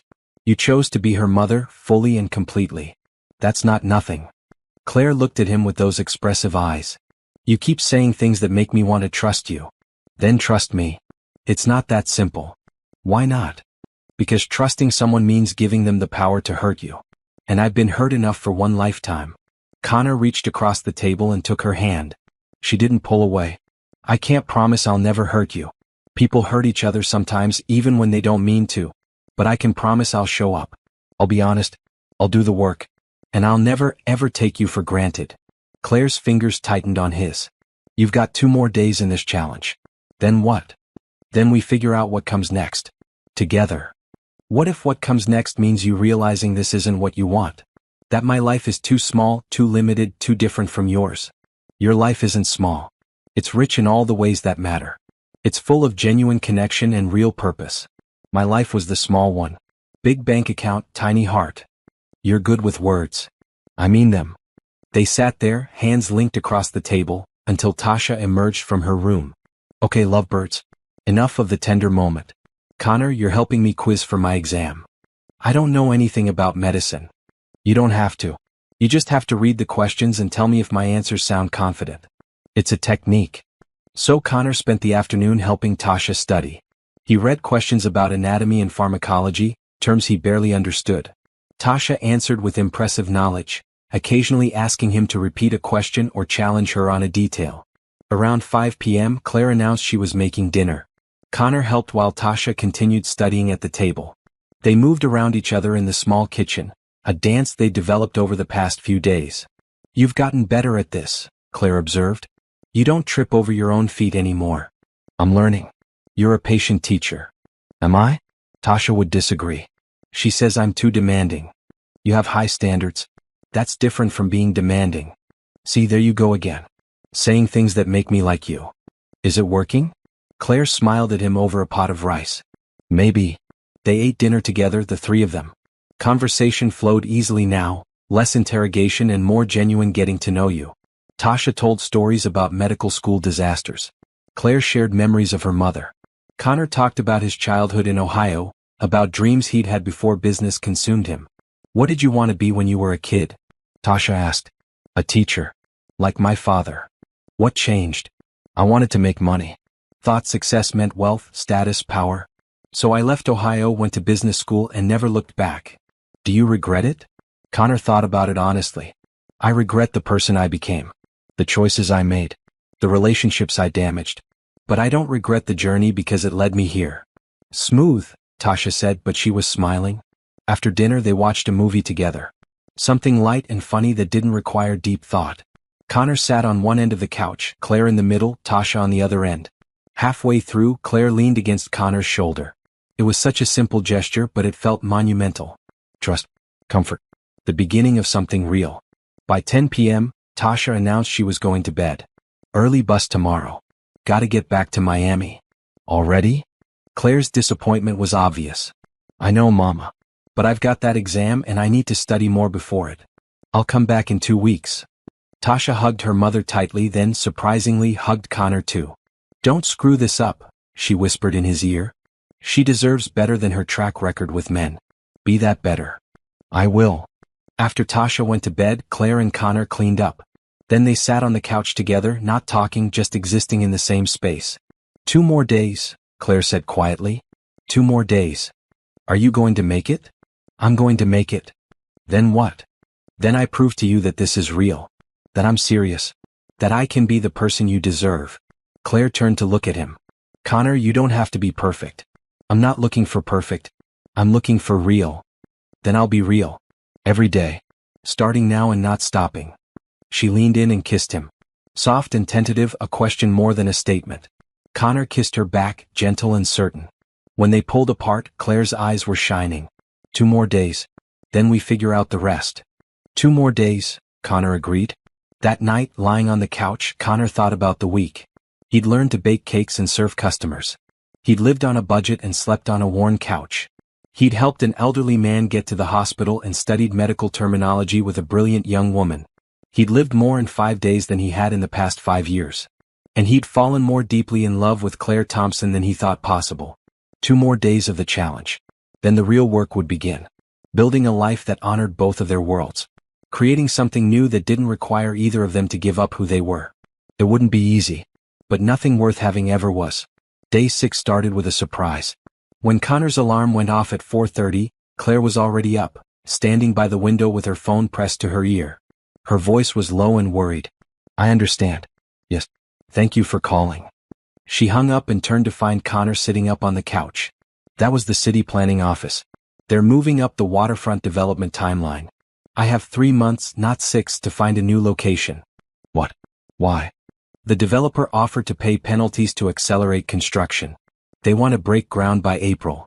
Claire's hands were shaking. 3 months, Connor. That's not enough time to find a spot that works, rebuild my customer base, and keep paying bills. Connor stood up, fully awake now. We'll figure this out. How?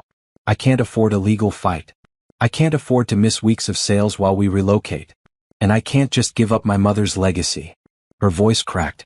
This was supposed to be what I passed down to Tasha someday. Proof that we built something meaningful. It still will be. Location doesn't define legacy. People do. Easy to say when you've never had to choose between principle and survival. The words stung, but Connor knew she was right.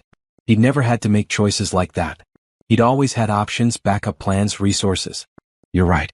I'm sorry. Tell me what you need. Claire took a breath, steadying herself. I need to bake. That's what I do when life gets complicated. I bake and I figure things out. So they baked. Connor followed Claire's lead as she worked through the recipes with more intensity than usual. They didn't talk much, both lost in thought. Around 6 a.m. as they were preparing to leave, Connor's phone rang. His lawyer calling about the divorce proceedings. Mr. Blackwell, I need your signature on the final settlement papers. Mrs. Blackwell's lawyer is pushing to finalize by the end of the month. That's fine. Send them to my office. There's one complication. The penthouse. Mrs. Blackwell is requesting it as part of the settlement. She argues she chose and furnished it, and has emotional attachment. Connor thought about the penthouse. The expensive furniture, the view, the symbol of everything he'd achieved. 2 weeks ago he would have fought for it. She can have it. Excuse me? The penthouse. She can have it. I'll find somewhere else to live. Mr. Blackwell, that property is worth over $3 million. Are you certain? I'm certain. Draw up the papers. I'll sign them. He hung up to find Claire staring at him. You just gave away your home? It was never a home. It was a place I slept between work. Vanessa can have it. Where will you live? I don't know yet. But it'll be somewhere that feels real. They loaded the cart and walked to the waterfront in the early morning darkness. The routine was familiar now. Connor knew exactly how to pack everything, which route to take, how to set up efficiently. But today felt different. Claire was quiet, worried. And Connor kept thinking about the development project. 3 months wasn't much time. The morning rush was busy. Frank came by with Bella, who proudly showed off her latest soccer medal. Linda brought her grandmother, who'd finally made it to Key West for a visit. George mentioned his students were planning a surprise party for him because he was retiring at the end of the year. Connor served them all, but his mind was working through a problem. Real estate development. City planning. Timeline acceleration. There was something familiar about this pattern. Around 8 a.m. during a lull, Connor pulled out his phone and made a call. Derek, I need you to look something up for me. Connor? It's barely 8 a.m. I know. Listen, can you check who's developing the Key West waterfront project? The one accelerating construction to April. Why do you care about a waterfront project? Just check. Please. Derek sighed. Hold on. Connor waited, watching Claire serve a young couple. She was smiling, but he could see the tension in her shoulders. Derek came back on the line. Meridian Properties. Is part of the expansion deal we just closed. They're using our investment to fast-track several projects, including the Key West waterfront. Connor's stomach dropped. You're sure? Positive. It's in the project list we approved last week. Why? I'll call you back. Connor hung up and stood there numb. His company. His investment. His deal was displacing Claire. He'd done this. Indirectly, unknowingly, but he'd done it. Connor? You okay? Claire was looking at him with concern. He had to tell her. But how? How did he explain that while he was falling in love with her, his business decisions were destroying her livelihood? Claire, I need to tell you something. Before he could continue, Patricia, the developer's representative from before, appeared. She walked up to the cart with a professional smile. Claire, I'm glad I caught you. I wanted to give you this. She handed over a thick envelope. Compensation offer. My client feels terrible about the timeline change. This should help with relocation costs. Claire opened the envelope. Inside was a check for $5,000.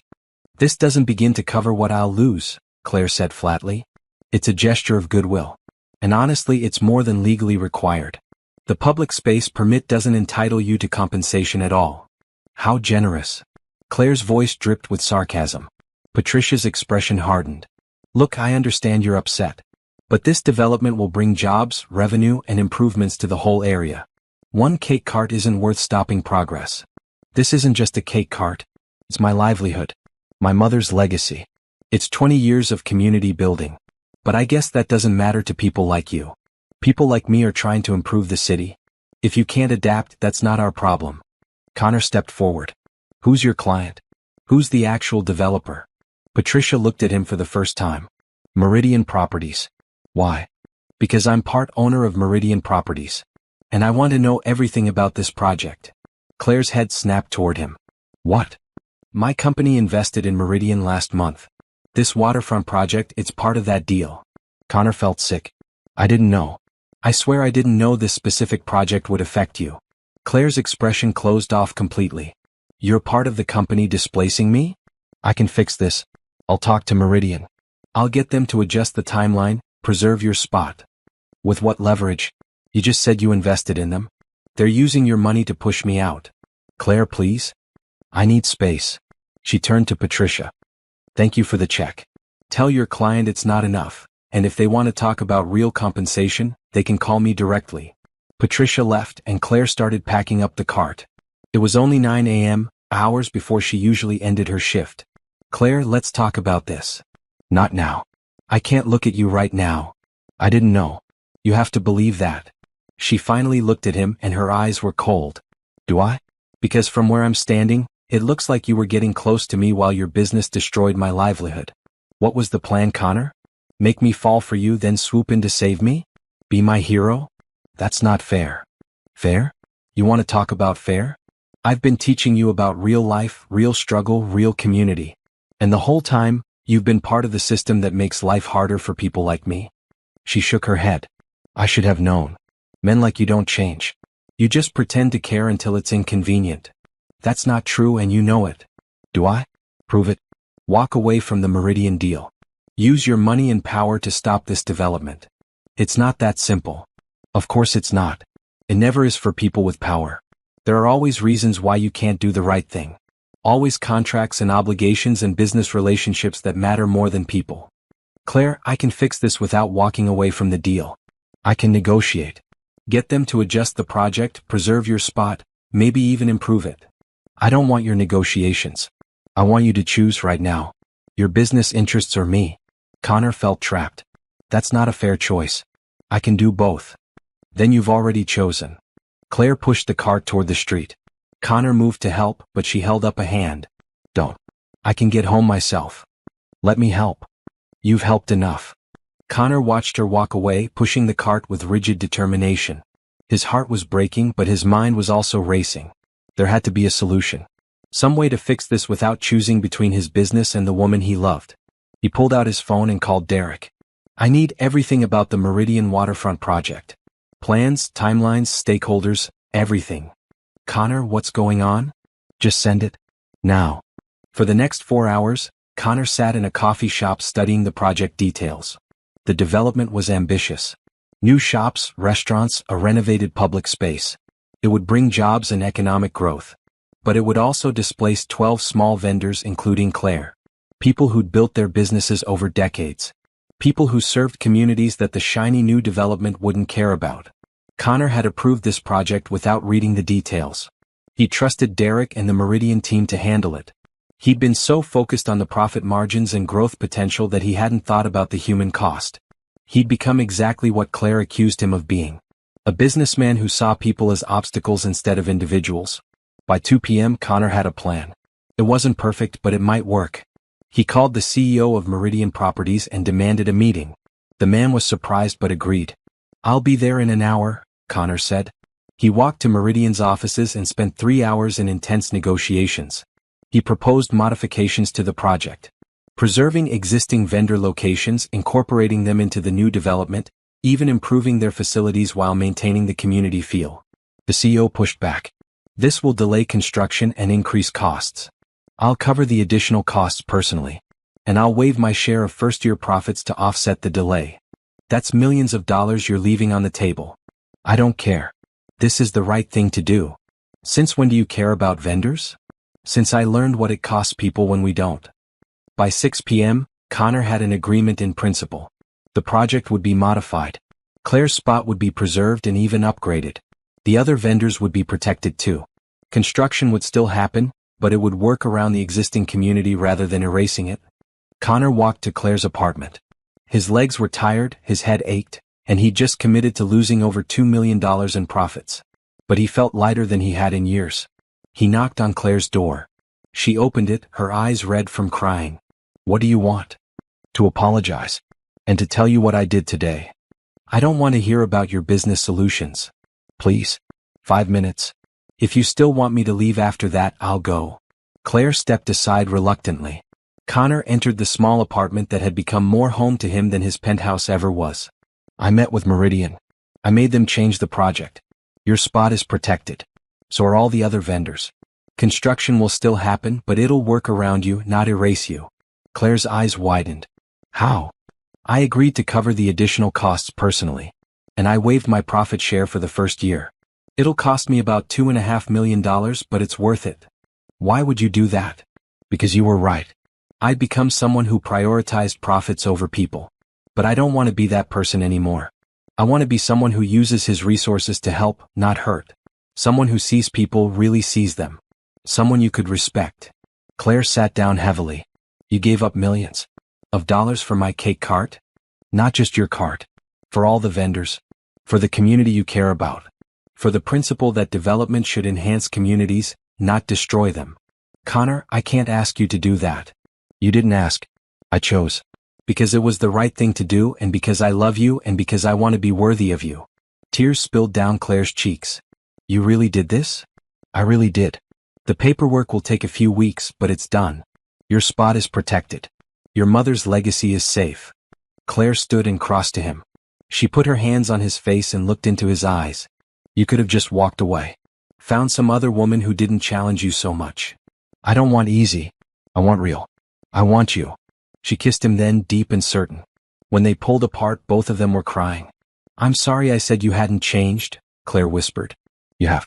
I can see it. I'm still working on it. I'll probably always be working on it. That's all I need.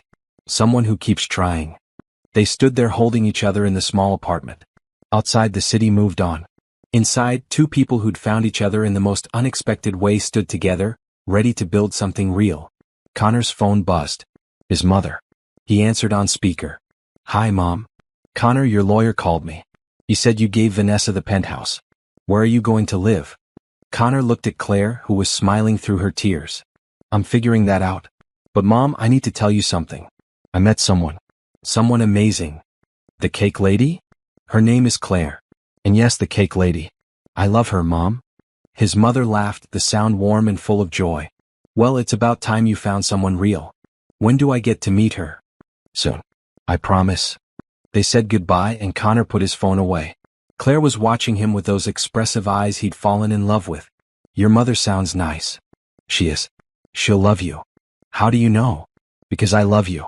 And she wants me to be happy. And you make me happier than I've been in my entire life. Claire pulled him close again. I love you too. I tried not to. Told myself it was too fast, too complicated, too risky. But I can't help it. You've shown me who you really are. Not the businessman or the millionaire. Just Connor. And Connor is enough. They stayed like that for a long time. Then Claire pulled back. Your challenge isn't over. You've still got one more day. I know. Think you can make it? Connor smiled. With you, I can make it through anything. That night they baked together. But it felt different. Not like a challenge or a test. Like partners building something together. Tomorrow would be day 7. The final day. And then they'd figure out what came next. Together. Day 7 started differently than the others. When the alarm went off at 4:30, Connor woke to find Claire sitting on the edge of the couch, just watching him. Morning, he said groggily. Morning. Last day of the challenge. Has it been everything you hoped? Claire smiled. It's been more. You've surprised me, Connor Blackwell. I thought you'd quit by day 3. I almost did. Day 2, when my whole body hurt and I couldn't imagine doing this for years like you have. What kept you going? You. And the realization that this pain meant something. It was proof I was doing real work, creating real value. Not just moving money around on spreadsheets. They loaded the cart together, moving with practice synchronization now. The walk to the waterfront felt bittersweet. This was the last morning of the routine they'd built together. What happens tomorrow? Claire asked as they set up. I don't know. I have to figure out where I'm living. What changes I'm making to my company. How to build a life that honors both our worlds. That's a lot to figure out. I'll manage. I've got good motivation. The morning rush brought the usual customers. But today Connor noticed something different. People were talking about the development project. About the modifications that would preserve the vendor spots. Frank approached with Bella. Claire, did you hear? The waterfront project got changed. They're keeping the vendor spaces. I heard, Claire said with a knowing glance at Connor. Someone must have fought for us. Someone with real power. Frank looked at Connor. You wouldn't know anything about that, would you? Connor started to deflect, but Claire spoke first. Connor made it happen. He used his connections and his money to protect all of us. Frank extended his hand. Then thank you. This spot's been part of my morning routine for 15 years. I couldn't imagine losing it. Throughout the morning, other vendors stopped by to thank Connor. Maria the jewelry maker. Tom who sold paintings. Lisa with her flower cart. Each one had been facing displacement. Each one was grateful. You didn't have to tell people it was me, Connor said to Claire during a quiet moment. Why not? You did a good thing. You should get credit for it. I wasn't doing it for credit. I know. That's why you deserve it. Around 9 a.m. Derek showed up. Connor hadn't expected him, and the surprise must have shown on his face. Don't look so shocked, Derek said. You've been MIA for a week. I wanted to make sure you were still alive. I'm alive. Just busy. Derek looked at the cart, at Claire, at Connor in his casual clothes covered in cake crumbs. This is what you've been doing? Selling cakes. Learning to sell cakes. There's a difference. Connor, can we talk? Privately? Connor looked at Claire, who nodded. Go. I've got this. Connor and Derek walked down the waterfront. Derek waited until they were out of earshot before speaking. What happened to you? You closed the biggest deal of your career, then disappeared. You gave away your penthouse. You cost us millions on the Meridian project with those modifications. The Connor I know doesn't do any of that. Maybe the Connor you know needed to change. Into what? A cake vendor? Into someone who cares about more than profit margins. Derek stopped walking. Are you having a breakdown? Because if you are, we can get you help.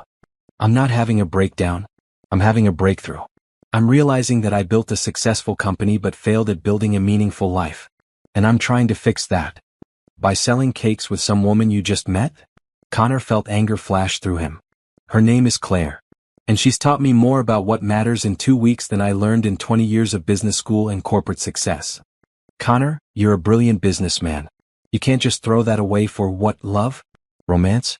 Some fantasy of a simpler life. I'm not throwing anything away. I'm adding to it. I'm learning to use my success for something besides accumulating more success. Derek shook his head. I don't get it. You have everything. Money, power, respect. Why risk it? Because having everything felt like having nothing. Because I was successful and miserable. Because Claire looked at me and saw a person, not a bank account. And because for the first time in years I feel alive. So what's the plan? Quit the company? Move into some tiny apartment and sell cakes. I haven't figured out all the details. But I'm not quitting the company. I'm changing how I run it. More focus on community impact. Better treatment of employees. Projects that improve lives, not just generate returns. That's not realistic in our industry. Then maybe our industry needs to change. Maybe I need to prove it's possible to be successful and ethical. Profitable and caring. Derek was quiet for a moment. Then, the California investors are asking about you. They want a face-to-face before they commit the full $20 million. When? Next week. They're flying in Tuesday. Connor thought about it. The old him would have jumped at this meeting, would have prepared for days. But now he had other priorities. Set it up. But Derek, I need you to understand something. I'm not the same person I was a month ago. I'm not going to sacrifice my principles or my relationships for business deals. If the investors can't accept that, we'll find other investors. Connor. I'm serious. Claire matters to me. Building a meaningful life matters to me. The company is important, but it's not everything. Not anymore. Derek studied him for a long moment. Then he smiled slightly. You really love her. I really do. Then I guess I'll have to get used to the new Connor. Derek extended his hand. For what it's worth, you seem happier. Less stressed. Maybe this change is good for you. They shook hands and walked back to the cart. Claire was serving the last few customers of the morning rush. She looked up as they approached, her expression cautious. Everything okay? She asked. Everything's good, Connor assured her. Derek was just checking on me. Making sure I haven't corrupted him too badly? Claire's tone was light, but Connor could hear the real question underneath. Actually, Derek said, I was making sure he's eating properly. Connor tends to forget meals when he's focused on something. Claire laughed. He's been eating 3 meals a day here. I make sure of it. They chatted for a few more minutes before Derek left. Connor helped Claire pack up the cart, and they walked back to her apartment together. Derek seems nice, Claire said. He's been my partner for 15 years. We've built the company together. Is he okay with the changes you're making? He's adjusting. It's hard for him to understand why I'd choose differently. But he'll come around. Back at the apartment, they unloaded the cart and cleaned up. Then Claire turned to Connor. Your week is up. The challenge is over. I know. You did it. You made it through 7 days of my life. What did you learn? Connor thought about it carefully. I learned that real wealth isn't money. It's connection, community, purpose. I learned that hard work with meaning is more satisfying than easy success without it. I learned that you're the most remarkable person I've ever met, and I want to spend the rest of my life learning from you. That's a lot to learn in 7 days. You're a good teacher. Claire moved closer to him. So what happens now? You go back to your penthouse, your business, your old life? I don't have a penthouse anymore. Remember? I gave it to Vanessa. Right. So where will you live? Connor took a breath. This was a risk, but he'd been taking risks all week. I was hoping you might have a suggestion. Maybe somewhere close to you? Or, if you're open to it, somewhere with you. Claire's eyes widened. Connor, we've known each other for 2 weeks. I know. And if it's too fast, I understand. I can find my own place nearby. But Claire, I don't want to go back to living alone in some expensive apartment that isn't a home. I want to wake up next to you. I want to help you bake at night and serve customers in the morning. I want to build a life with you. What about your company? I'll still run it, but differently. I'll work reasonable hours. I'll be present. I'll use the company to create positive change instead of just accumulating wealth. And what about when you get tired of this? When the novelty wears off and you remember that I'm just a cake vendor with a small apartment and a modest life? Connor took her hands. You're not just anything. You're everything that matters. And I'm not going to get tired of you any more than I'd get tired of breathing.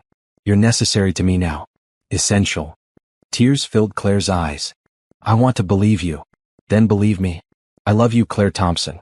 Not despite our differences, but because of who you are. Your strength. Your kindness. Your ability to see what really matters. I love you and I want to build a life with you, whatever that looks like. My couch isn't big enough for both of us long term. Then we'll get a bigger place. Or I'll actually use the couch and you keep your bed. Or we'll figure something else out. I don't care about the logistics. I just care about being with you. Claire pulled him close and kissed him. Okay. Let's try this. Let's see if we can build something real together. But Connor, I need you to promise me something. Anything. Promise me you won't lose yourself trying to be what you think I want. I fell in love with you, with who you're becoming. Not with some idealized version of a simple life. I need you to be honest about what you need, even if it's different from what I need. I promise. And I need you to promise the same thing. Don't change who you are for me. I love you exactly as you are. Deal. They spent the rest of the day talking about practicalities. Connor would need to find temporary housing while they figured out long-term plans. He'd go back to work, but with new boundaries and priorities. They'd take things slowly despite the intensity of their feelings. That evening, Connor's phone rang. His mother. Hi, Mom. Connor, I've been thinking. Why don't you come stay with me for a while? You need a place to live and I've got plenty of room. Plus, I want to meet this Claire you're so smitten with. Connor looked at Claire, who was listening curiously. Mom wants me to stay with her. And she wants to meet you. Claire's eyes went wide. Already? If you're not ready, I can tell her to wait. But Claire straightened her shoulders. No. If we're doing this, we're doing it right. I'll meet your mother. So Connor made plans to drive to his mother's house the next day. Claire would come with him for the weekend. It was fast, maybe too fast. But everything about their relationship had been fast. That night they baked together one more time. Not as teacher and student, but as partners. They moved around each other with ease, reading each other's needs without words. I'm going to miss this, Claire said as they packaged the last cakes. Miss what? We'll still do this. I know. But it won't be the same. This week it was just us. Building this routine. Learning each other. Tomorrow real life starts. Real life will be better. Because we'll be choosing it together, not because of a challenge. At midnight they finished cleaning up. Connor set up the couch, but Claire stopped him. Stay with me tonight. Really with me. Last night of the challenge should be special. So Connor followed Claire to her bedroom. They lay together in her small bed, holding each other in the dark. I love you, Claire whispered. I love you too. Are we crazy? Moving this fast? Probably. But I've spent years being careful and reasonable, and it made me miserable. Maybe a little crazy is exactly what I need. Claire laughed softly. My mother used to say that love doesn't follow rules. It just happens and you either embrace it or run from it. Smart woman. She was. I wish you could have met her. Tell me about her. So Claire told him stories about her mother. Her strength, her humor, her unwavering belief that good things came to those who worked hard and stayed kind. Connor listened, learning more about the woman who'd raised the woman he loved. Eventually they fell asleep tangled together.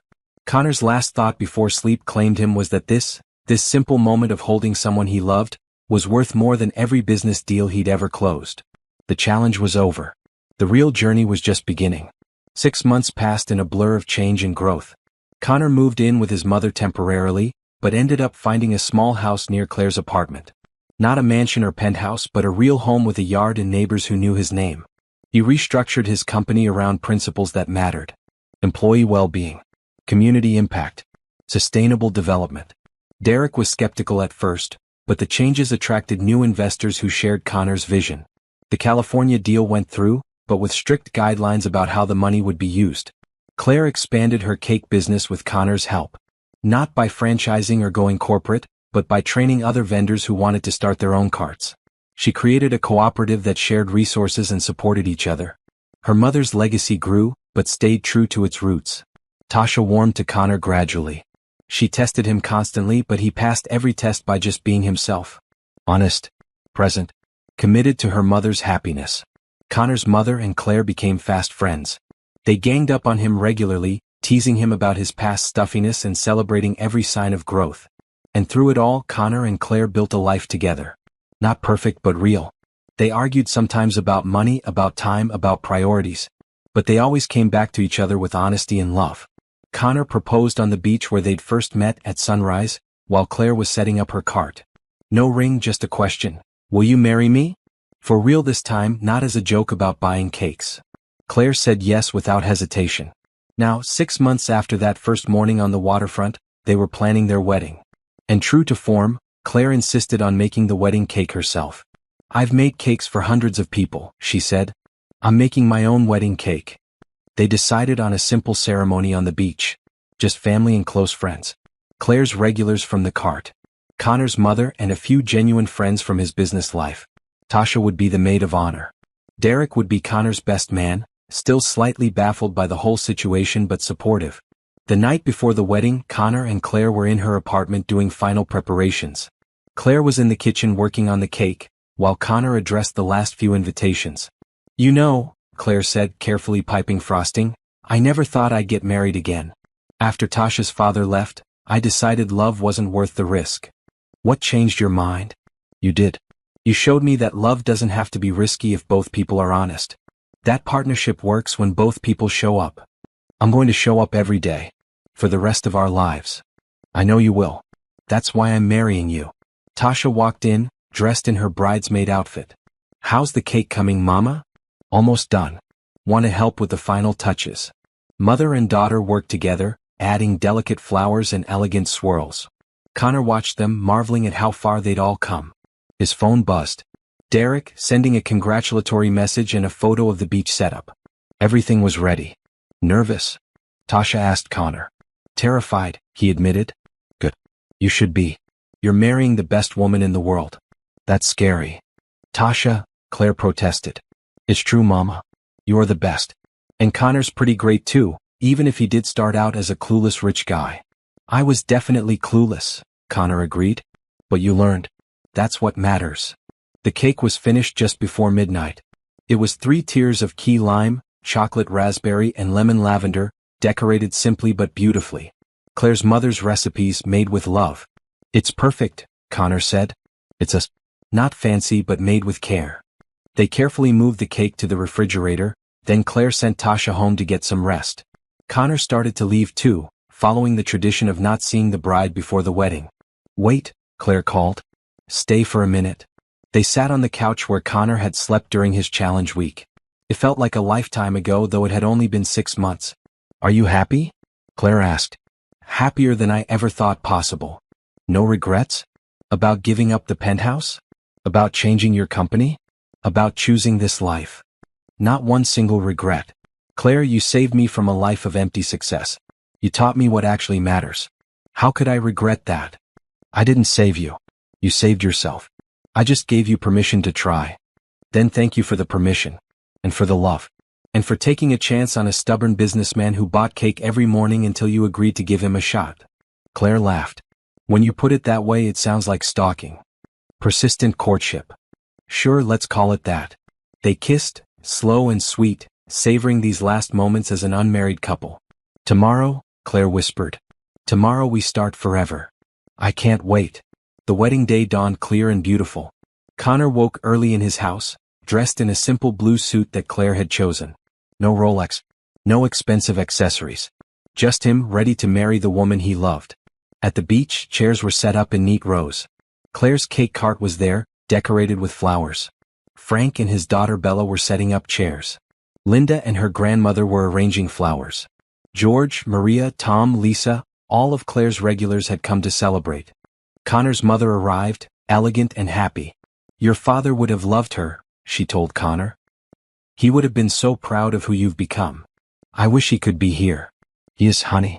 And all the lessons he taught you about kindness and showing up for people you love. Derek arrived with his wife, looking uncomfortable in beach casual clothes but smiling genuinely. "I never thought I'd see you this happy," he told Connor. "Neither did I." The ceremony started at 10 a.m. Tasha walked down the sandy aisle first, radiant and proud. Then Claire appeared, wearing a simple dress the color of Key West sky at sunrise. She carried a small bouquet of the same flowers that grew around her mother's grave. Connor's breath caught. She was the most beautiful thing he'd ever seen. They met at the front, holding hands while their friend from the community center officiated. The ceremony was short and meaningful. They wrote their own vows. Connor went first. "Claire, you taught me that success without connection is just expensive loneliness. You showed me how to see people really see them. You challenged me to be better and loved me while I learned how. I promise to show up every day. To be honest even when it's hard. To value what matters. And to love you with everything I am for the rest of my life." Claire's eyes were shining with tears. "Connor, you came into my life when I decided to play it safe. You were stubborn and clueless and completely sincere in wanting to learn. You proved that people can change if they're willing to do the work. I promise to support your growth while staying true to myself. To be honest about my needs. To build a life with you that honors both our worlds. And to love you with my whole heart, today and always." They exchanged simple rings. Connor's was a plain band. Claire's had a small stone that had belonged to her mother. "I now pronounce you married," the officiant announced. "You may kiss your bride." And Connor kissed his wife as their community cheered. This community they'd built together. These people who'd seen their journey and believed in their love. The reception was casual and joyful. They ate food from local vendors. They danced on the sand. They cut the wedding cake that Claire had made, and Connor fed her a bite of key lime with reverence. "This is the cake that started everything," he said. "Best $5 I ever charged." Tasha gave a speech that made everyone laugh and cry. "My mother taught me that family isn't just blood. It's the people who show up, who work hard, who love without conditions. Connor, you've shown up. You've worked hard. And you love my mother the way she deserves. Welcome to our family. Try not to screw it up." Connor's mother spoke too. "I watched my son become someone I didn't recognize. Successful but hollow. Then he met Claire and remembered how to be human again. Thank you, Claire, for giving me my son back." Derek gave a surprisingly emotional toast about how Connor had taught him that success means nothing if you're miserable. "I'm still learning that lesson," Derek admitted. "But watching Connor and Claire, I'm starting to understand." As the sun set, Connor and Claire walked along the beach, hand in hand. Behind them, their guests celebrated. Ahead of them, their future stretched bright and unknown. "We did it," Claire said. "We did. What now?" "Now we live. Really live. Together. Think we can do it? Build a life that works." Connor pulled her close. "I know we can. We've already proven we can do hard things. We can navigate different worlds. We can love each other honestly. The rest is just details." "I love you, Connor Blackwell." "I love you, Claire Blackwell." They stood there as the sun dipped below the horizon, painting the sky in those colors Connor had first noticed the morning he met Claire. Pink and orange and gold. The colors of new beginnings. Frank walked by with Bella. "Congratulations, you two. Bella wants to know if you'll still sell cakes now that you're married." "Every morning," Claire assured them. "Some things don't change just because life gets better." "Good. We'd miss our morning routine." As Frank and Bella walked away, Connor thought about routines. How his old routine had been empty meetings and lonely dinners.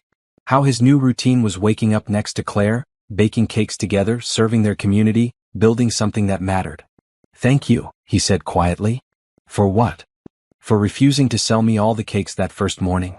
For challenging me to live your life. For giving me a chance to prove myself. For loving me. You would have done the same for me. I don't know.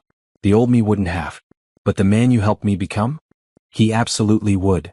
They walked back to the reception where Tasha was teaching Connor's mother how to dance. Where Derek was talking with Frank about his daughter's soccer dreams. Where their two worlds had merged into something new and beautiful. This was what love looked like. Not perfect. Not always easy. But honest and real and worth everything. Connor had started his journey thinking he needed to buy all the cakes to prove his love. But he'd learned that love wasn't about grand gestures or expensive gifts. It was about showing up. Being present. Choosing your person every single day. And he chose Claire. Today, tomorrow, and every day after. Under the Key West stars, surrounded by people who loved them, Connor and Claire began their forever. Not with wealth or status or power. But with kindness, hope, And a love that had started with a $5 slice of cake and grown into something neither of them could have imagined. The end. And the beginning.